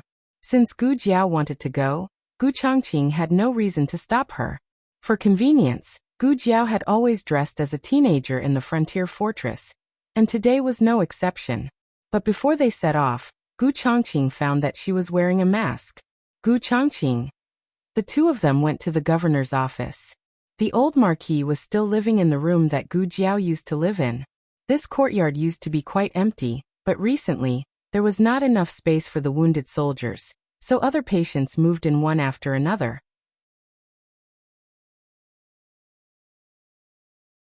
It wasn't as if the old marquis hadn't woken up once these days, but it was only this morning that he was fully awake. He was finally no longer in a muddle-headed state. He remembered what had happened in Yi City and Lingguan City. The people he saw, the threats he received, the abuse he received. However, he had no recollection of how he was rescued. The servants of the governor's office couldn't explain it clearly, so they only sent someone to inform Governor Cheng. Governor Cheng wanted to personally come and get familiar with him, but he didn't have the guts to neglect his duties under the Gu family army's watch. The old marquis only knew that the Gu family army had arrived at the frontier fortress when he heard the servants say that wounded soldiers had moved into the governor's office. Then his grandson should be coming to see him soon. In the end, the old marquis waited an entire day, but his grandson didn't come to see him. In the corridor, Gu Chongqing and Gu Jiao stopped in their tracks. Gu Chongqing looked at Gu Jiao and said, "Do you want to see grandfather?" Gu Jiao reached out her small hand and tidied his clothes. She looked at him with a very kind gaze. "You go first." Gu Chongqing. "I suddenly feel that there is something wrong with my seniority." Gu Jiao blinked. "I'll let you be my older brother for a day, that's enough. After this, I'll be your grandfather's sworn brother. Anyway, you know it too." Gu Jiao patted his shoulder. "Go, Gu Chongqing." Gu Chongqing entered his grandfather's room under Gu Jiao's kind and gratified gaze. There were no wounded soldiers in the room next door for the time being, so Gu Jiao planned to go in and sit. Just as she opened the door, she caught a glimpse of two Gu family soldiers carrying a wounded soldier over. Then they stopped in front of Gu Jiao. "Dr. Gu." The two Gu family soldiers carrying the stretcher greeted Gu Jiao. Gu Jiao looked at the stretcher and saw that it was Gu Chengfeng. "Why are you here? Why are you here?" The two spoke at the same time. Gu Chengfeng valiantly said, "I'm here to see my grandfather. I heard that my grandfather woke up, and it just so happened that there wasn't enough space in the wounded barracks, so I simply moved to the governor's office. What about you? You're here to treat the wounded soldiers?" It couldn't be that she was here to see his grandfather. This girl wasn't even from the Gu family. Gu Jiao raised her eyebrows. "I'm here to see my brother." "Pfft, your brother is at the governor's office." Gu Chengfeng was amused by Gu Jiao. This girl's bragging skills were getting better and better. He couldn't believe that he actually believed that she went north with some idiot to save her brother. However, after spending so much time together, he hadn't even seen a strand of hair on her brother and the idiot's person, let alone them. In his opinion, this girl was simply lying. "He is here," Gu Jiao said seriously. "Oh." Gu Chengfeng chuckled. "Then who is your brother? Point him out." Gu Jiao thought for a moment. "I'm afraid I'll scare you to death." "Keep bragging, you'll scare me to death? As long as your brother isn't my grandfather. Even Tang Yueshan won't scare me to death." "You called me." Tang Yueshan's voice suddenly came from behind Gu Chengfeng's stretcher. F***CK. Gu Chengfeng shuddered and fell off the stretcher with a thud. He looked at Tang Yueshan awkwardly. "Why are you here? Did he see a ghost in broad daylight?" Speaking of Cao Cao was not like this. Tang Yueshan said impatiently, "You can move here, but I can't?" It wasn't that he wanted to move, but that the wounded soldiers' barracks couldn't accommodate them. Allocation to the governor's office wasn't based on status, but on injuries. Tang Yueshan and Gu Chengfeng happened to be in the group with serious injuries, but stable conditions that could be moved. Gu Chengfeng snorted. "You can come, but you have to be in the same courtyard as me." Tang Yueshan said irritably. "So what if we're in the same courtyard? It's not the same room." You're in the same ward. The accompanying doctor looked at the roster in his hand and said expressionlessly. The two of them were speechless. Gu Chengfeng and Tang Yueshan were carried into the room next to the old dukes. They had fought side by side on the battlefield and helped each other, but off the battlefield, they were no longer friends. Gu Chengfeng hated Tang Yueshan, and Tang Yueshan looked down on Gu Chengfeng. They didn't see eye to eye and nose to nose. In comparison, Tang Yueshan found Gu Jiao much more pleasing to the eye. Gu Jiao said to the accompanying doctor, "Leave this to me. You can go do other things." "Yes, Dr. Gu." The accompanying doctor went to settle the other patients. There was originally only one Arhut bed in the room, but another was added after the new patients. Tang Yueshan wasn't picky about the bed, and Gu Chengfeng successfully occupied the spacious Arhut bed. Tang Yueshan's small bamboo bed was pressed against the wall, and the old duke's was right next to it. In fact, the two rooms were originally one, but they were later separated by a wall made of rosewood. As a result, the soundproofing was inevitably worse. He heard voices from next door. Tang Yueshan wasn't a virtuous gentleman, but he wasn't a gentleman either. He swore that he didn't mean to eavesdrop. Tang Yueshan's expression changed as he listened. Gu Chengfeng glared at Tang Yueshan from time to time, and after the nth time, he noticed that something was wrong with Tang Yueshan. What was this guy doing? His ear was so close to the wall. Was he eavesdropping? His grandfather was next door. Tang Yueshan was so shameless. How dare he eavesdrop on his grandfather? He wanted to hear it too. When Gu Jiao took out 2 thermometers from the small medicine box, she turned around and saw 2 men who didn't get along with each other sitting on the small bamboo bed together. Their ears were pressed tightly against the wall. Gu Jiao. Alas, you guys are really, you don't call me either. After a while, all 3 of their ears were attached to the wall. In the next room, the old duke had just woken up. He had regained his consciousness, but he hadn't learned any martial arts, so he didn't notice that someone was eavesdropping on him. Gu Chongqing noticed that there was someone next door, but he thought it was Gu Jiao, so he didn't pay much attention to it. The old duke couldn't help coughing for a while. Gu Chongqing handed him a cup of hot water. The old duke took it and looked at Gu Chongqing, who didn't make any eye contact with him. He sighed and said earnestly, "Are you still angry with me?" Gu Chongqing lowered his eyes and said, "Grandfather, I don't understand." The old duke said earnestly, "You're my eldest grandson. I raised you myself. How can I not know what you're thinking? There are some words that I originally planned to keep to myself and bring to my grave after I die. But not long ago, when I thought that I was definitely going to die, all I could think of was how regretful I was for not telling you everything." Gu Chongqing didn't say anything. He didn't care what his grandfather was hiding from him. The old duke put the teacup on a stool and said, "What I'm going to say next may be hard for you to accept." Gu Chongqing sneered at himself and said pointedly, "What can't I accept?" "You do." The old duke looked at him, his expression gradually becoming serious. "Do you think I killed your mother?" Gu Chongqing clenched his fingers. The old duke said, "Let me guess. Concubine Ling told you, right? I didn't expect that she would see what happened that year. Did she tell you that your mother's condition had improved at that time, but after I went to see her, her condition suddenly worsened? So I was the murderer, and you believed me. Could it be that I was wrong? Didn't grandfather give the order to the shadow guards to kill my mother? If Gu Chongqing hadn't found evidence, how could he be so convinced?" The old duke wasn't surprised that Gu Chongqing could find the shadow guards. He was his grandson, and he knew his ability very well. The old marquis nodded. "That's right. I once wanted to kill her." Gu Chongqing clenched his big hands, and a trace of pain appeared between his eyebrows. He almost gritted his teeth and said, "Why? What did my mother do wrong? Why do you have to kill her?" "Your mother." The old duke closed his eyes, and a complicated expression flitted across his face. "She was a spy of the former dynasty." The latest chapter of this book is not finished.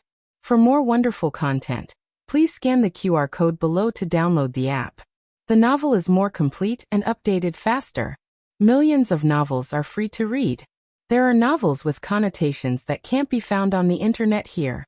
https://www.zhhbqg.com/89642_8964286/10941567. HTML Genius remembered the website address in a second. www.zhhbqg.com Bikugo mobile reading website. zhhbqg.com.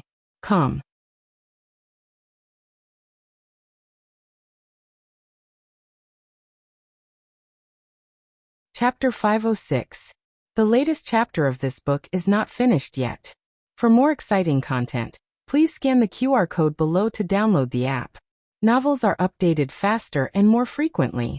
Millions of novels are free to read. Novels with a deeper meaning that can't be found online are all available here. The old Marquis could almost imagine Gu Chongqing's reaction when he said that.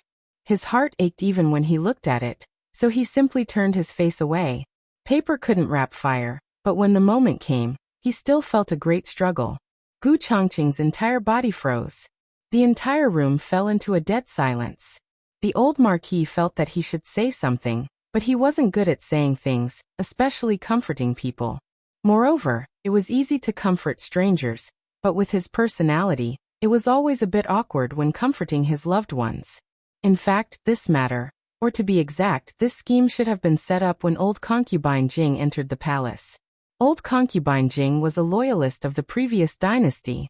She met the old Marquis by chance, and was saved by the old Marquis. Later on, it turned out to be a scheme with ulterior motives. If a person's feelings could be set up, why couldn't a family's marriage be set up?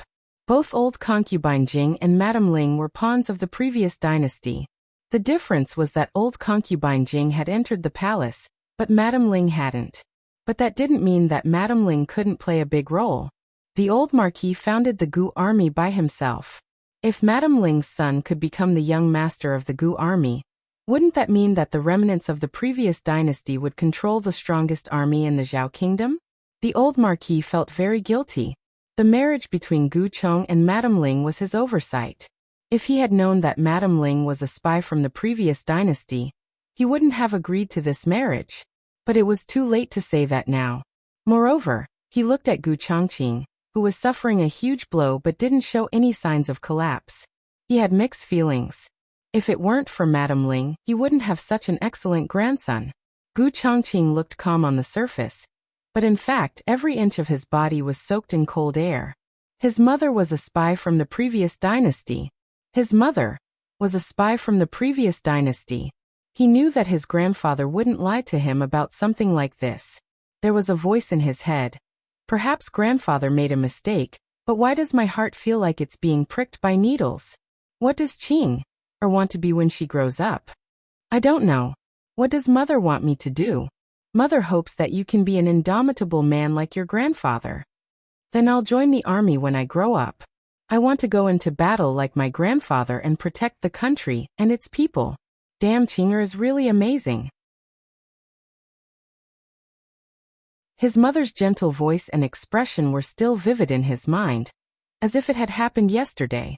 But now he could no longer tell whether the hope that burst out of her eyes when she said these words to him was her heart full of love or her ambition.